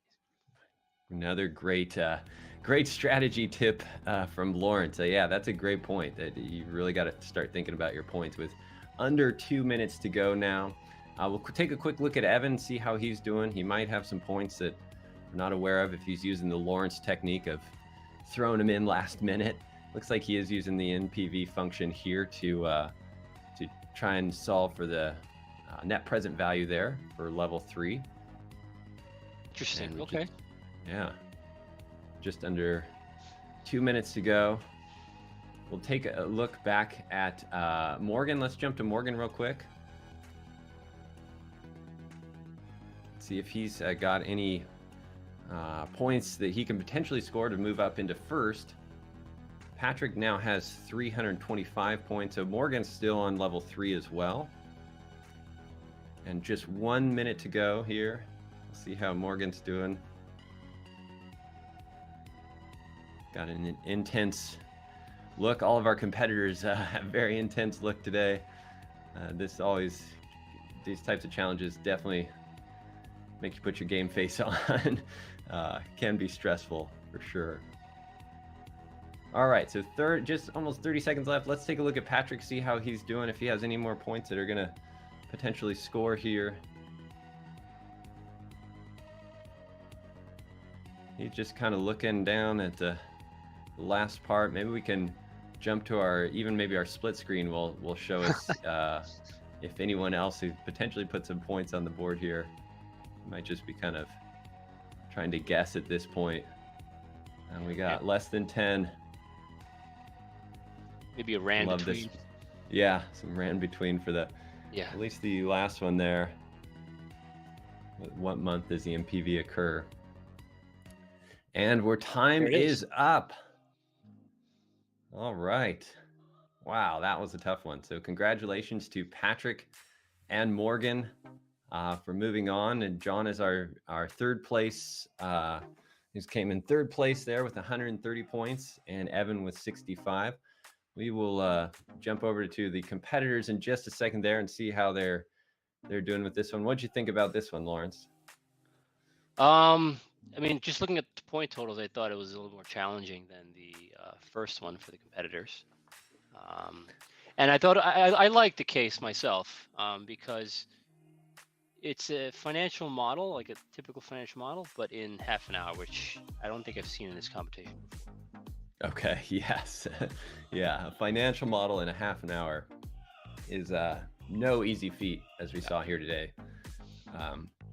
But really, really awesome. So, what did you guys think of that one? Yeah. Sure. I noticed at first nobody had all 4 right in level 1.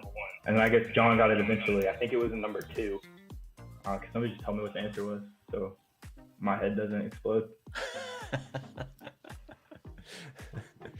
Oh, that's funny. Yeah, I think we can. You're talking about level 2? Or level 1, question 2. I think that's the one that at first nobody got, and then it looks like I think John had got it at the end. Yeah, Lawrence, do we have the answer for Morgan? I don't have it offhand. I think it. Yeah, I do. Go ahead. Level 1, number 2, but I mean it's 829,606. Yeah, it's Okay, so I did. There's one. Okay, never mind. I don't know. It was driving me nuts. That's all I got on that. Yeah, I'm not laughing at you because I feel your pain. This was definitely a tough challenge. I attempted this one a few days ago too, and I felt the same way. This one was not easy. So, but thank you all for participating in this. It was amazing to watch you guys, even though it was a struggle to get through this challenge. Again, can we take a quick look at our leaderboard here? And we'll see that we have Patrick got 325 points. That's what I was looking for. 325 for Patrick, made it through levels 1 and 2, and a bit of level 3 there. And then Morgan came in second with getting mostly through level 1 and level 2. Yeah, so great job, John. You're a third place contestant here today. So congrats. And Evan, thank you as well. I know this one was not easy. So Patrick, how are you feeling? Good. I thought I would have done better in this one as well, actually. But like when I first saw it, but then I realized it was a bit challenging, especially with the stress of the time constraint. I don't know, my discount factors were not working at the end. Not sure why. I got the first one and the other ones weren't working, but good. I'm happy to have done well, and I am enjoying it so far as well. Yeah, that's great. Is this type of financial modeling something you do on a daily basis, or in your job or anything like that? Not on a daily basis now that I am studying, but when I was working at Uppers before, I would work in stuff like this, and we would audit models. So I learned a lot about this stuff. So when I saw it, I was like, this is something I should do a bit better. But it was challenging. You always run into stuff, and when you're time constrained, you stress, and you're like, why isn't it working? And yeah, I've seen. Yeah. Well, great job. And John, how about you? I know this one was tough for you. No VBA in this one, huh? Yeah, no VBA. I think I had some kind of pervasive off by 1 error to do with the first month, and I'm probably going to kick myself later, but I'm really happy to have come third. My goal was just to qualify for this first round, second round even. Yeah, yes, congratulations. It's great. And Evan, how are you feeling after this one? I definitely messed up my first question. That didn't help me through the rest. Kind of got stuck there, and then try to use my finance knowledge to fudge the 2 and 3 a little bit. So I got some points there. Okay, yeah, I know that's a tough part about this. Lawrence and I were talking about that. Is this, if you get stuck, it's hard to kind of get out of and move through to the next ones. Yeah, it's definitely a tough challenge. Well, thank David Brown, the case author for this one, for presenting quite a challenge today. So we're going to take just a quick break, and we'll come back and learn about our level 2, our final case for the day.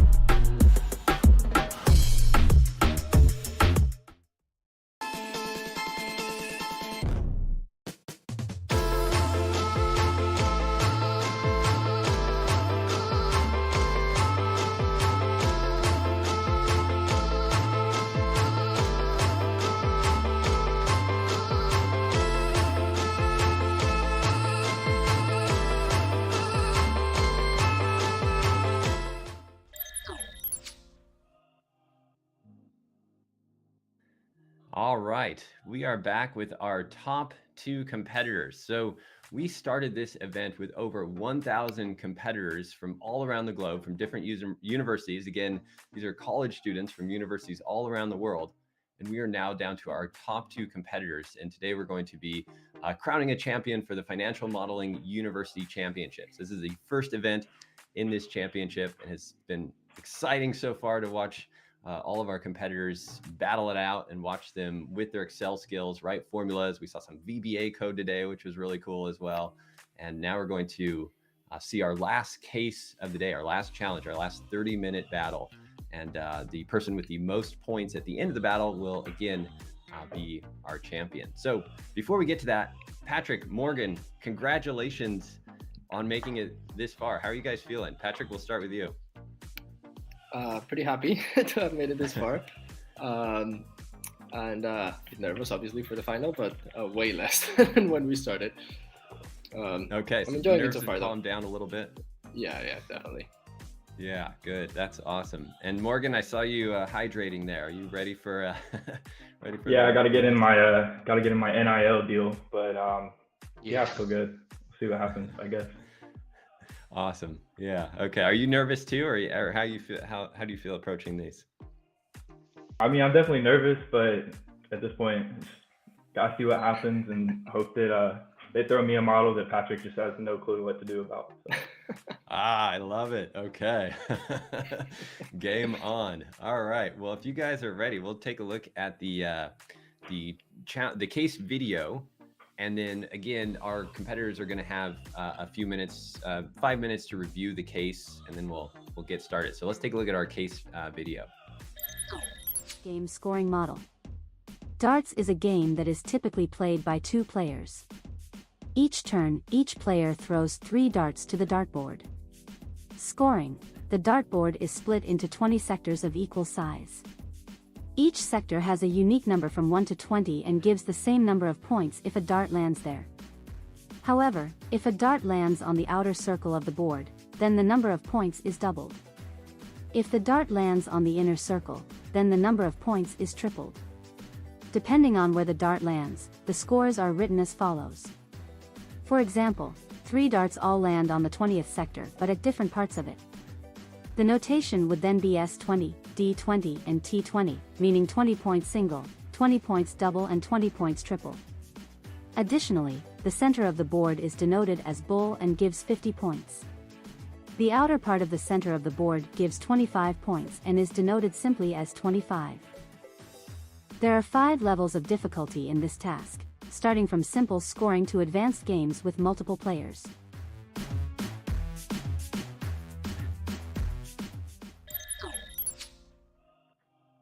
Yeah.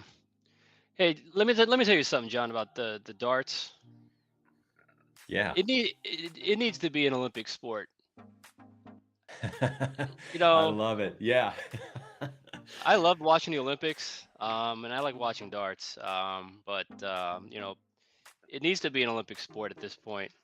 Too many countries do participate in it, and it's not an expensive sport to compete in. So it does need to be an Olympic sport.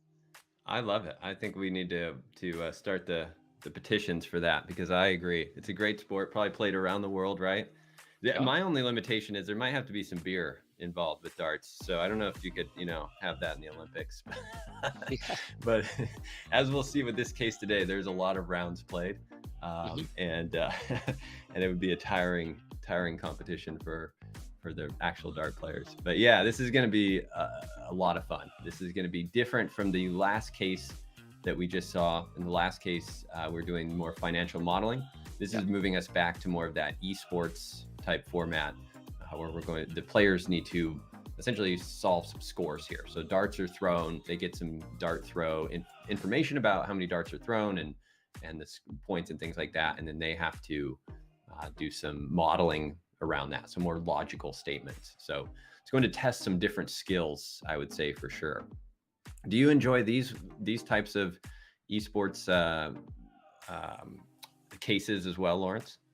Yeah, it's because they're different, right? They're different than what do you do on a daily basis for a client or whatnot, because you're turning a game into Excel, whether it's darts. I think in previous competitions we've seen Battleship, Connect 4, Baccarat. Interesting. Yeah, for sure. Yeah, I agree. I like these ones too. Like, it's different, but you get to use a lot of logic here to solve these, which is a lot of fun. So I got a chance to solve this one.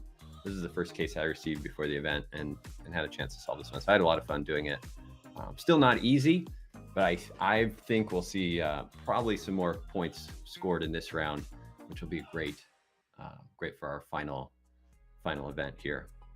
So with darts, and we'll go through the case as we get started here. Again, our players are reviewing the case file right now. They get about 5 minutes to review the case file, to read the instructions, which is really important. As we've seen in all of our cases today, it's important to read the instructions to make sure you get the correct answers. And that's very true of this case as well. So really just going through it, making sure they understand what's going on, and then we'll jump back to them in just a second here and see if they have any questions, and then we're going to get started. And again, we're going to be crowning our champion here after this round. So this is the finals round. We have a prize, cash prize of over $10,000 in cash and prizes, which is so cool. So we get to award that too. And definitely some serious bragging rights here for the first event. We got Canada versus the U.S. Come on. Oh, all right. Here we go. That's right. Yes. Canada versus the U.S. Please type in the chat who you're rooting for if you're doing this. All right, let's jump back over to our competitors and see if they're ready. Okay, so Patrick, and we should mention that Patrick is from McGill University, and we have Morgan from Middle Georgia State University as well. So representing their two universities here. So if you're in the chat and you go to one of these universities, or you know either of these players, let us know in the chat. Give them some love. Show them that you're supporting them here today. It's great to see. Great to see this. So Patrick, Morgan, do you have any questions about the case? No? Good to go? I think I'm good. Okay. Patrick, good? Okay. Yeah, I'm good for this one. All right. Well, if you're good, let's get the finals rolling. I'll count it down in 5, 4, 3, 2, 1. Game on. All right, here we go.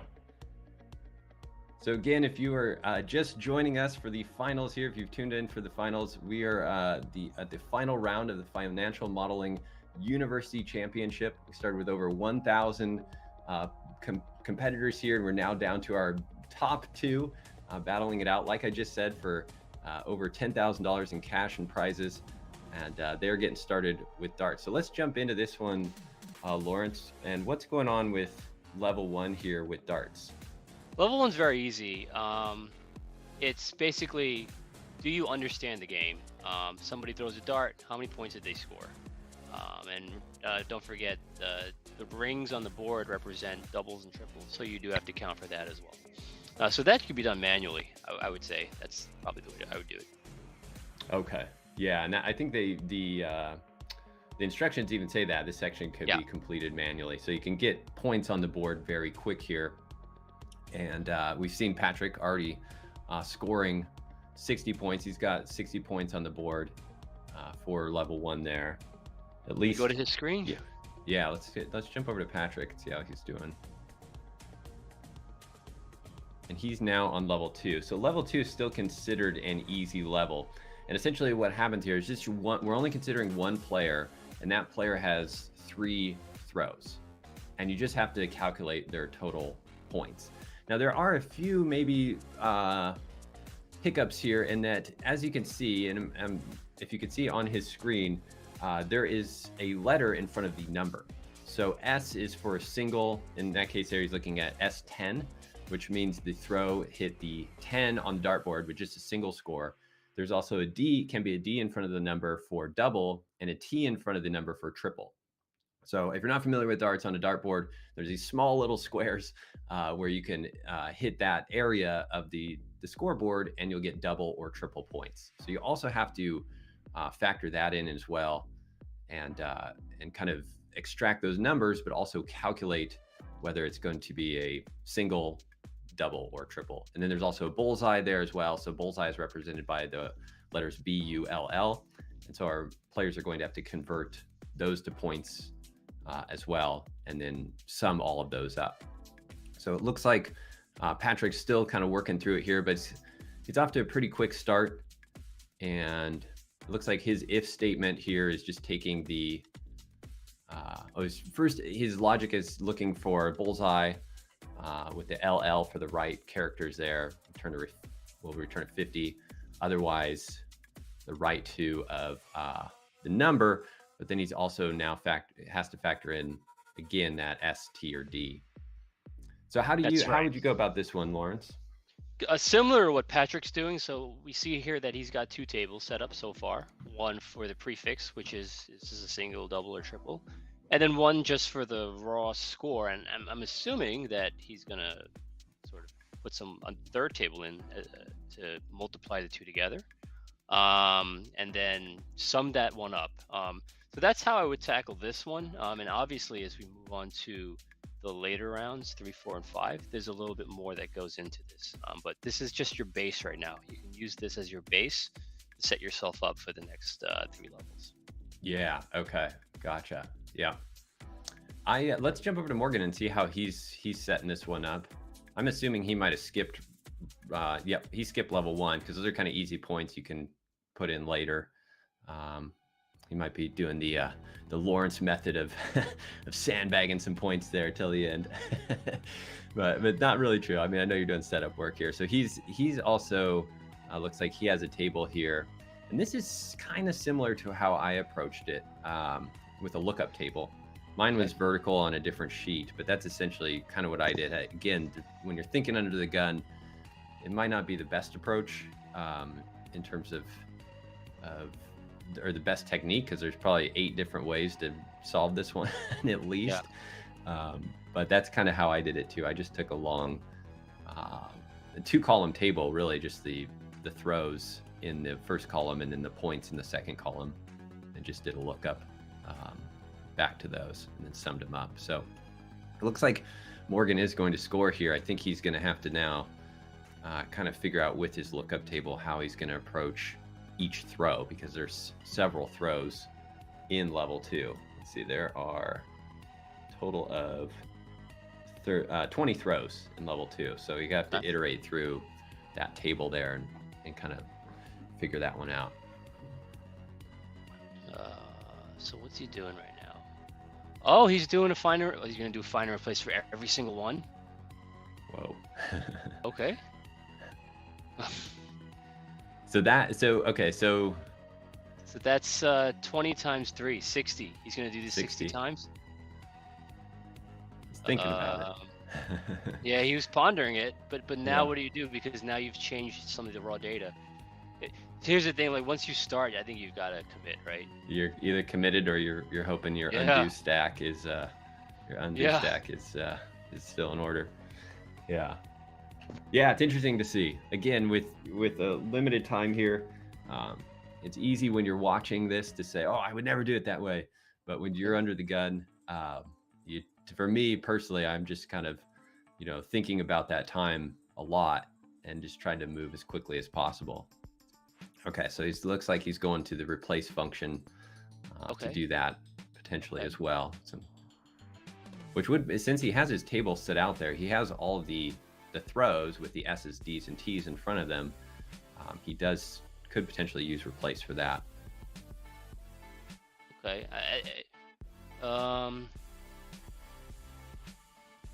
Once he does this with the raw data, he can continue on with building out the logic for to solve numbers 1 or to solve level 2. Yeah. Right. Yeah.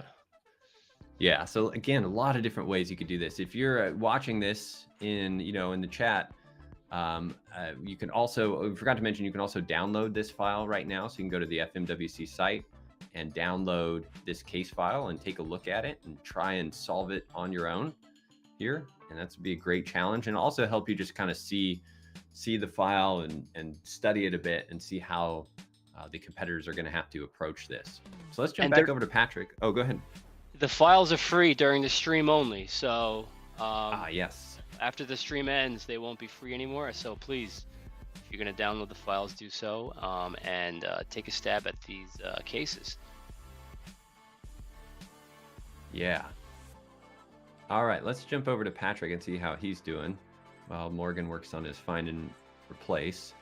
So Patrick's still on level 2, still looking at level 2 here, but he's definitely getting closer to some answers. It looks like he has his multiplier there in columns T through V, which again will be the multiplier for the single, double, or triple throw, and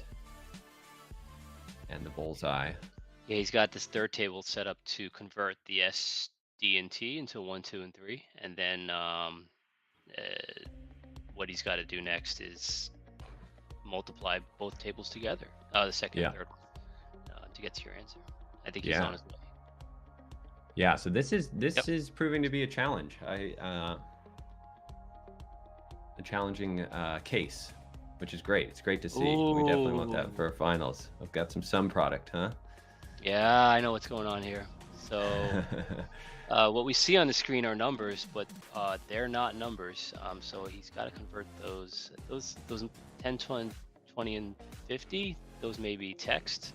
May have to convert those to numbers, to values. I don't know. Yep, exactly. So he's probably used some text functions, text functions like left or right to extract the number from the letter. And looks like he got some points. Okay, so he figured it out and he got it. Yeah, so a few ways you could do that in Excel to do that conversion. The value function helps if you are if you're going to do it in the cell there, or he might have did a copy paste values there. It's hard to see, but he might have just pasted values to just convert those to numbers, which is another way to do it too. All right, so Patrick is on to level 3, and with 20 minutes to go, just over 20 minutes to go, down to level 3. Now level 3 jumps to our medium difficulty, and in this level we still have one player taking 10 turns, so they have 30 throws total. And we just have to figure out, or the competitors have to figure out how many points are scored over the 10 turns. So really, if you have the logic from above, this one should be relatively easy.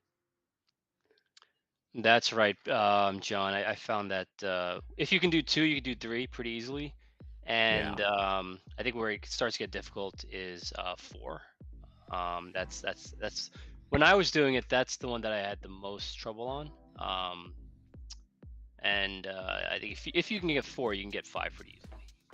Yeah, I totally agree. I actually recorded myself attempting this challenge on video. I obviously haven't published it yet or anything, but I probably will in the future. And level 4, I did not read the instructions thoroughly, and that was my downfall with level 4. It does take.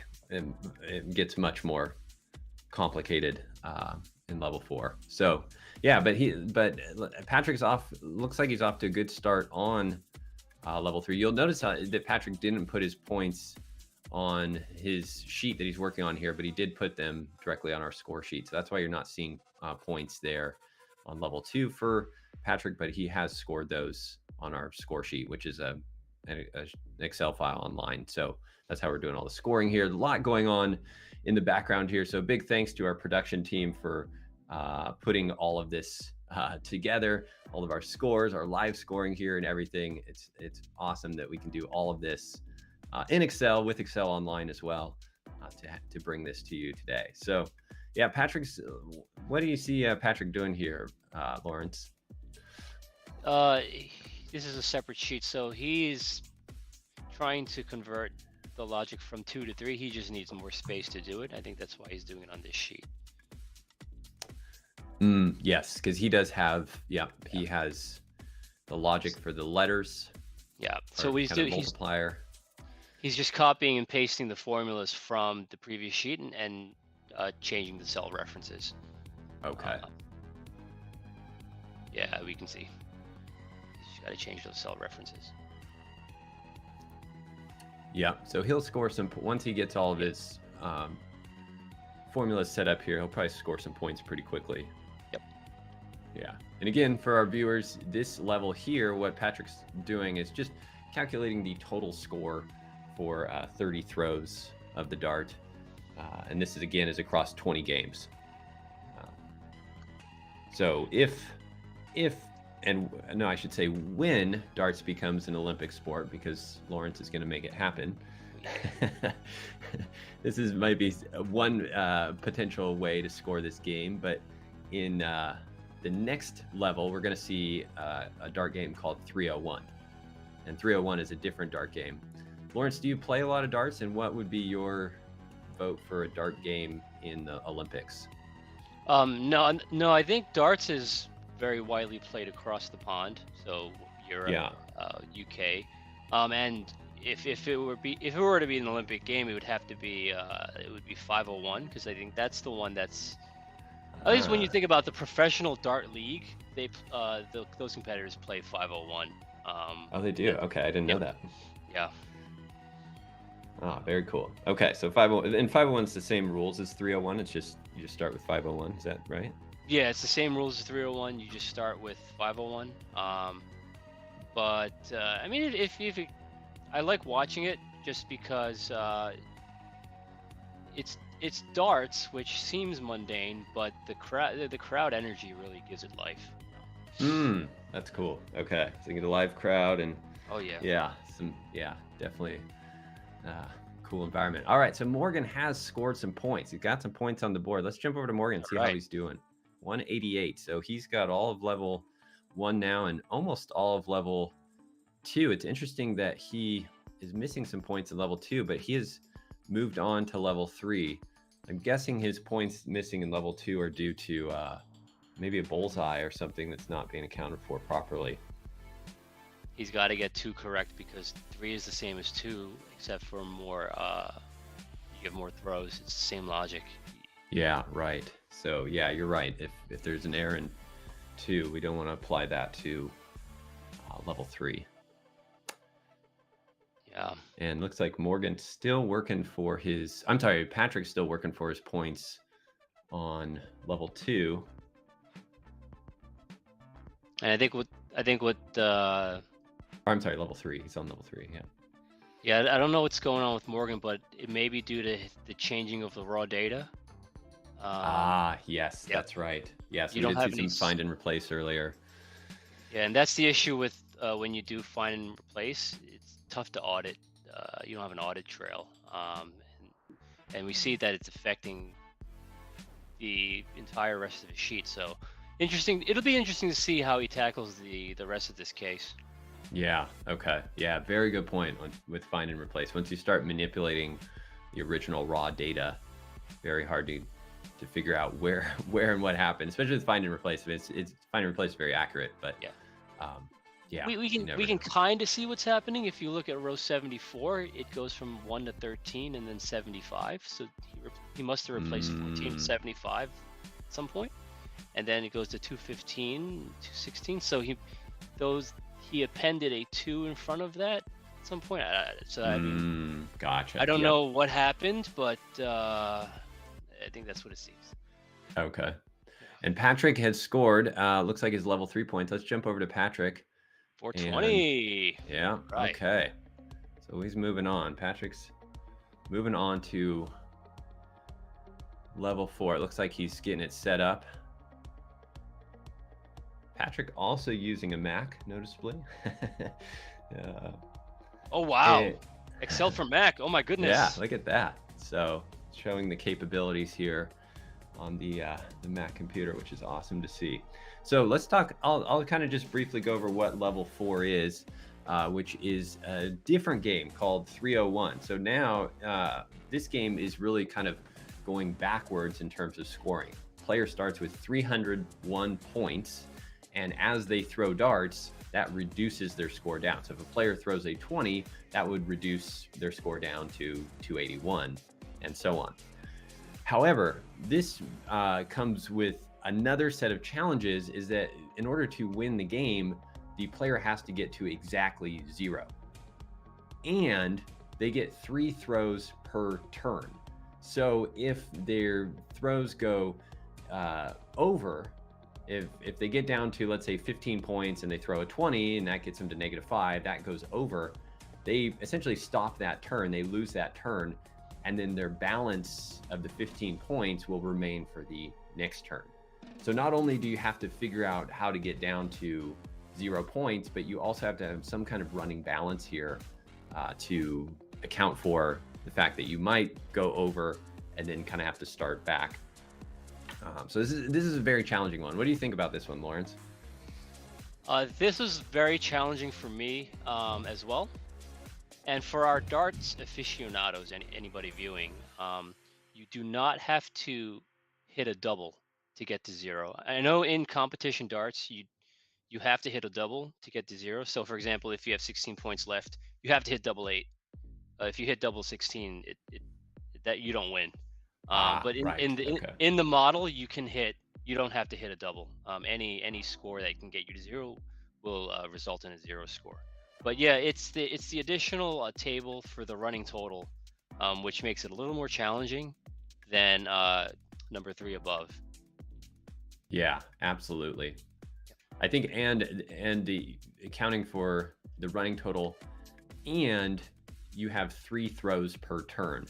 Kind of in the one above, the 3 throws per turn didn't factor in. You're just summing up all of the scores. Here, you have to factor in the fact that you can go over on any one of those throws and carry that balance through. Like you said, is definitely a challenge. Yeah, if you get negative, if you get a negative score in your first throw, you forfeit the rest of your turn, and that, yeah, you're right, that is very challenging. Yeah, this is tough, but Patrick's definitely got a good model going here. It'll be interesting to see if he scores points. He's doing it in more of a, I would say, vertical fashion, in the sense that has sections of formulas going down the page instead of across. Is that how you would set this up, Lawrence? So for the esports cases, I did everything on the same sheet, left to right. Okay. Yeah. And then as I moved up and down between levels, I ended up grouping the rows. That way I didn't have to scroll too much. Yeah. Okay. Yeah.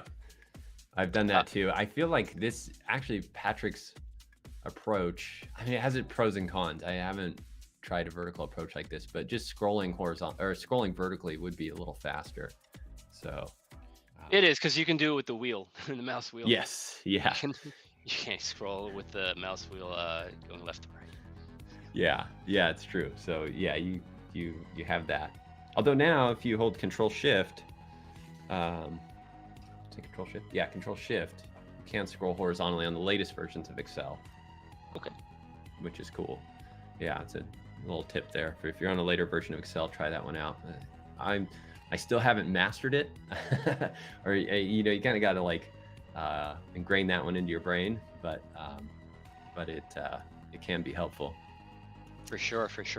Yeah. For anybody that's downloaded the case and is looking at the case, level 5, if you can get level 4, you can get level 5 very easily. And I say that because in this game, unlike other, I guess Excel is esports games, the actions of so level 5, just to give context, is the same as level 4, but there's 2 players. You're competing one player against another, but the actions of one player do not affect the score of the other player. So I mean, that's why, just my opinion, if you can get level 4, level 5 should be somewhat easy. In other games, such as, I don't know, tic-tac-toe, Connect 4, my actions do affect what you can do, but in darts, it does not affect. It's independent of each other. Yeah. Yeah, that's a very good point. That, yeah, this is just essentially two separate games. So you're just having to move the model for additional rows or add some space there. Yeah, and it looks like Patrick is getting there. He's definitely contemplating this one and modifying some of his formulas.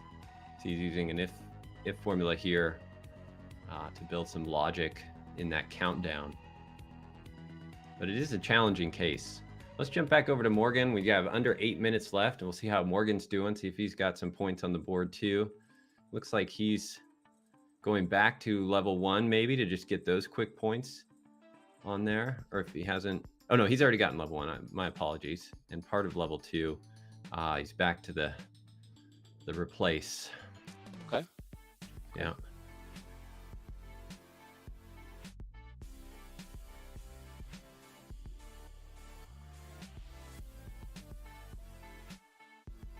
Yeah, so Morgan's now essentially doing a find and replace of all the values on the sheet, and he does. You'll notice that he has match entire cell contents turned on, which in this case will be helpful. It probably won't impact anything else, but when you are doing find and replace, that can be a good one to have turned on because it could impact other cells. And like Lawrence was alluding to earlier, it can also you can lose your audit trail there, which is a really good point. So you want to make sure your find and replace is correct. Is he starting over? He might just be putting his points. Okay.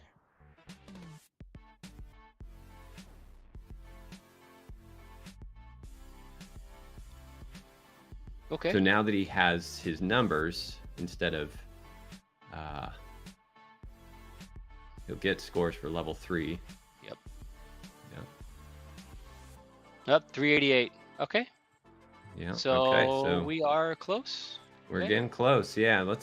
And Patrick does probably have a bit of a lead here, just that he has been working on level 4 for quite a few minutes, and trying to figure out that 301 game. Now we're tied. Now if it ends up tied, we come back to time, I believe. Okay. Yes, you're right. So Patrick did score his 420 before Morgan did. Let's jump back over to Patrick, see how close he is to completing level 4. He's thinking hard. We just saw his face in his hand. He's really stressing his brain here on this one. And this is a tough question.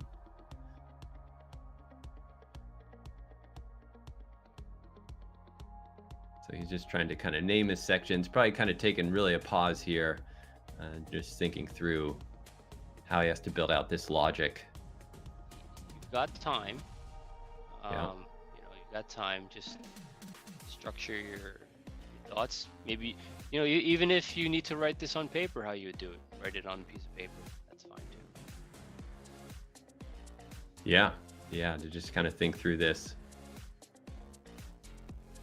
And again, the challenge here is that we have to account for that running balance. I'm guessing that's where he has the adjusted throw kind of section here, and accounting for that running balance of when you go over, you start with the previous score. And the other kind of challenging part of that is not only can you go over if you throw greater than your balance, but you can also slowly whittle that balance down. So if you have 15 left, you throw a 5, you could potentially whittle that balance down. That would be a 5 for the total score of the 3 throws in your turn. You can continue to reduce that balance. So yeah, it's definitely a challenge. That's right. So what does he do now? He's doing a count ifs. Turn number is equal to V1. Interesting.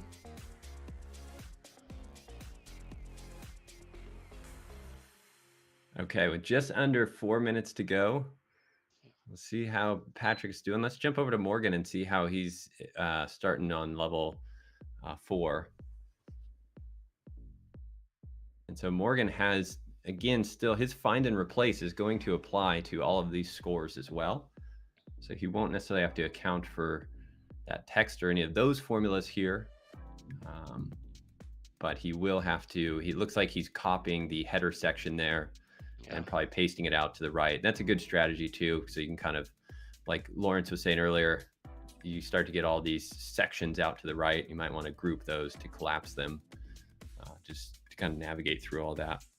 So, here's a scenario. 3 minutes left, you're tied, but you lose in a tie.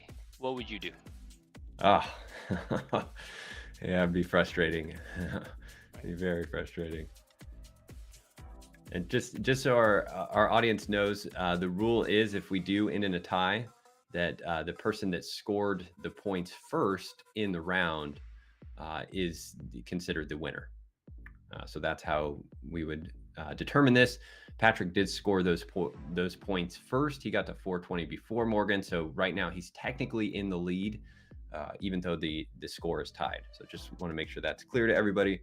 And they're battling it out to the last 2 minutes here to really find if they can get any points on this fourth very challenging level, a game of 301. So what are you thinking about right now, Lawrence? Is this a time to start even thinking about some rand between? Or how would you go about this? Save that for maybe 30 minutes left, but you want to be smart, right? The question is which throw is going to end the game. You're not going to do rand between. You're not going to have like throw number 4 end the game. But so you do want to be smart if you're going to do a ram between. That's a good point. But yeah, like save that to the end. I mean, if you're tied with like a minute left, try to do one of them manually. Maybe you get 11 points, and that's the difference. Yeah, great point. All right, let's move over to Patrick, because he's still working on level 3. I think Morgan's just trying to figure it out, maybe do a manual calculation, which could be a strategy as well, right? If you can kind of work through a manual calculation. Looks like Patrick might be doing that as well. I mean, all you need is one. I mean, if it comes down to it, that could be it. Yeah, that could be the difference. Yeah. Which is definitely possible to do. That's what they're doing now. Yeah, with a minute left, we're trying to manual calculation here to figure out where the winner would be. It's definitely possible. It's like you just said, Lawrence. It's a lot of throws. You're not going to win the game in the first few throws. You want to do a split screen? See where we're at? Yeah, let's see where we're at. See if we're going to get any ram between here. Yeah. Oh, Morgan's got one answer in. Not sure it's correct. He hasn't put any points on the board for that. Oh, I see what he's testing, and then he's checking his score on the board. Which one of these is going to get me the point? I'm trying to see. Oh, man. Just trying to get one score. Oh, man. It's coming down in 15 seconds. Yeah. Let's go. Can anyone get a score? Just trying to figure out probably which one of those might have an early winner, because again, we're trying to find the throw. Oh, Morgan's got it. Morgan Carr. Morgan Carr is the Excel czar. Morgan Carr, a superstar. Oh, I love it. Wow. Oh, man. Wow. Wow. That is fitting for darts. Wow. What an incredible turn of events in the last 11 seconds. Amazing. Morgan Carr comes all the way back from, was it 200-point deficit to take the title. Wow. Wow. That was amazing. Wow. Well, there it is. Our winner of today's Financial Modeling University Championship is Morgan Carr. And Morgan is from Middle Georgia State University. We'll hear from Morgan in just a minute on how he tackled this one.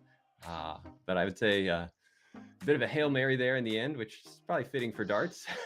Just throw some darts at the board and see if one sticks. And one did, to give him the win. It was tied up until the last, what was that, 10 seconds? Yeah. It was tied. Amazing. Have you had one that close, Lawrence? I've never seen one this close. I've watched previous streams. I've never seen one this close. Same. Yeah, No. This is incredible. Wow. With just seconds to go. So let's jump over to our competitors and see how they did. Got the confetti. Look at this. Morgan, how do you feel?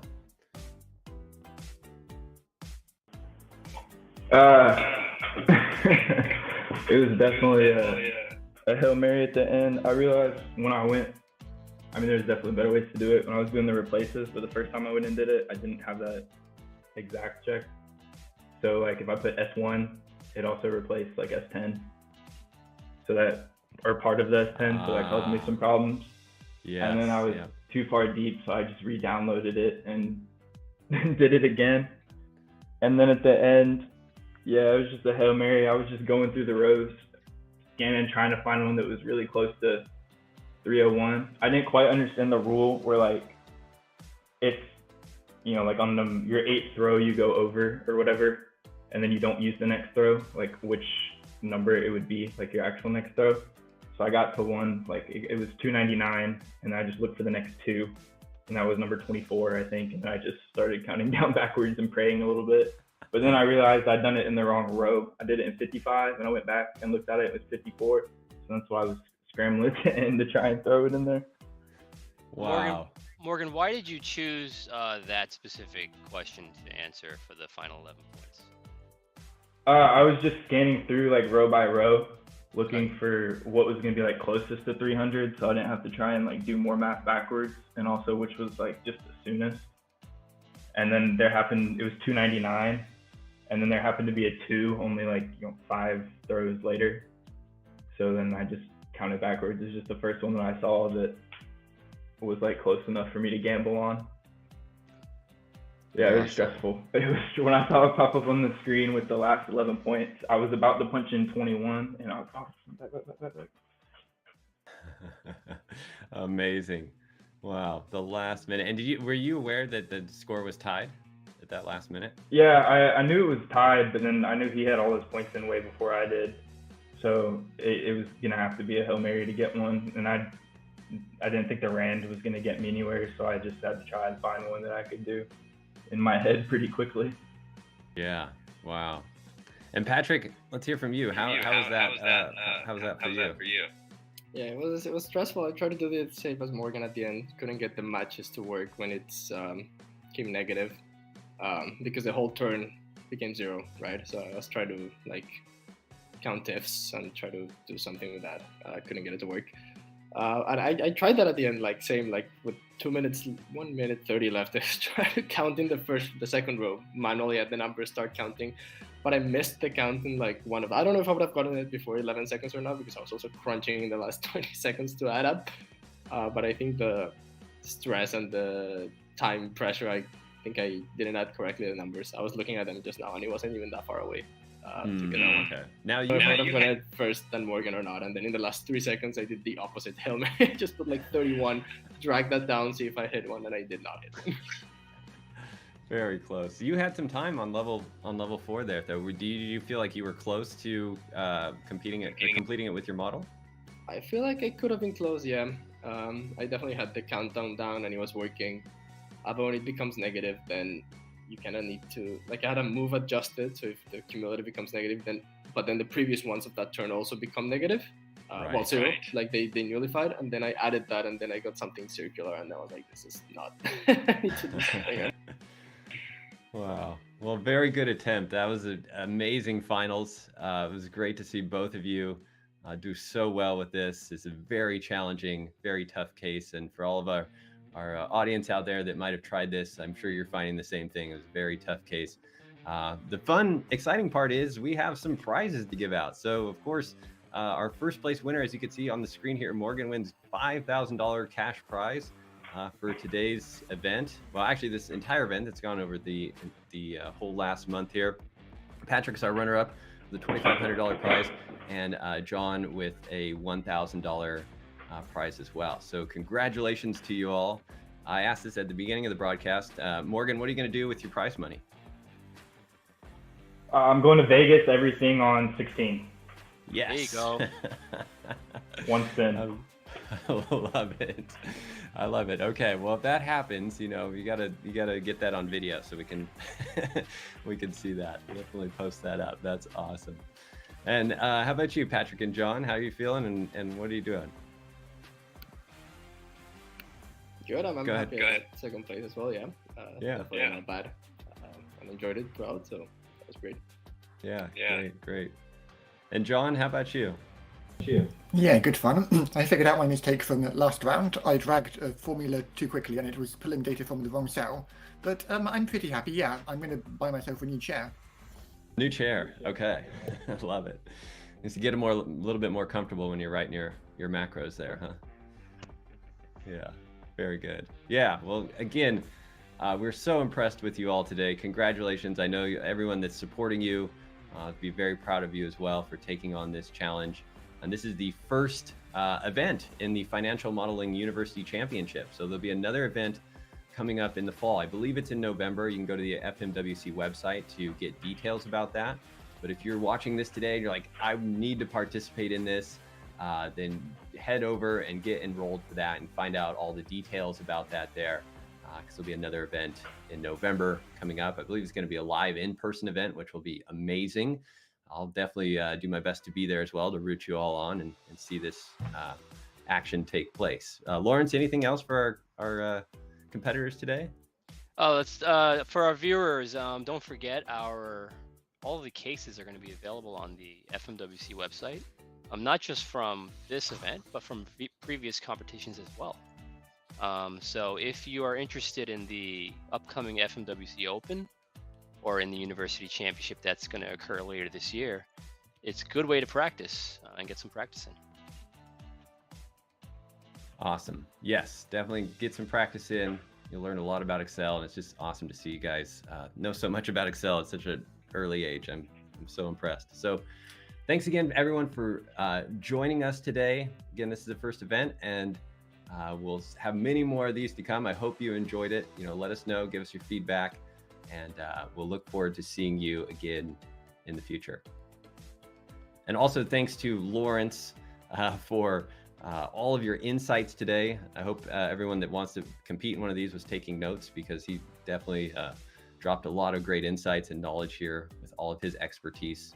And big thank you to the sponsors as well for this event, and the production team behind the scenes putting this all on and making this fun to watch. So thanks again, everybody.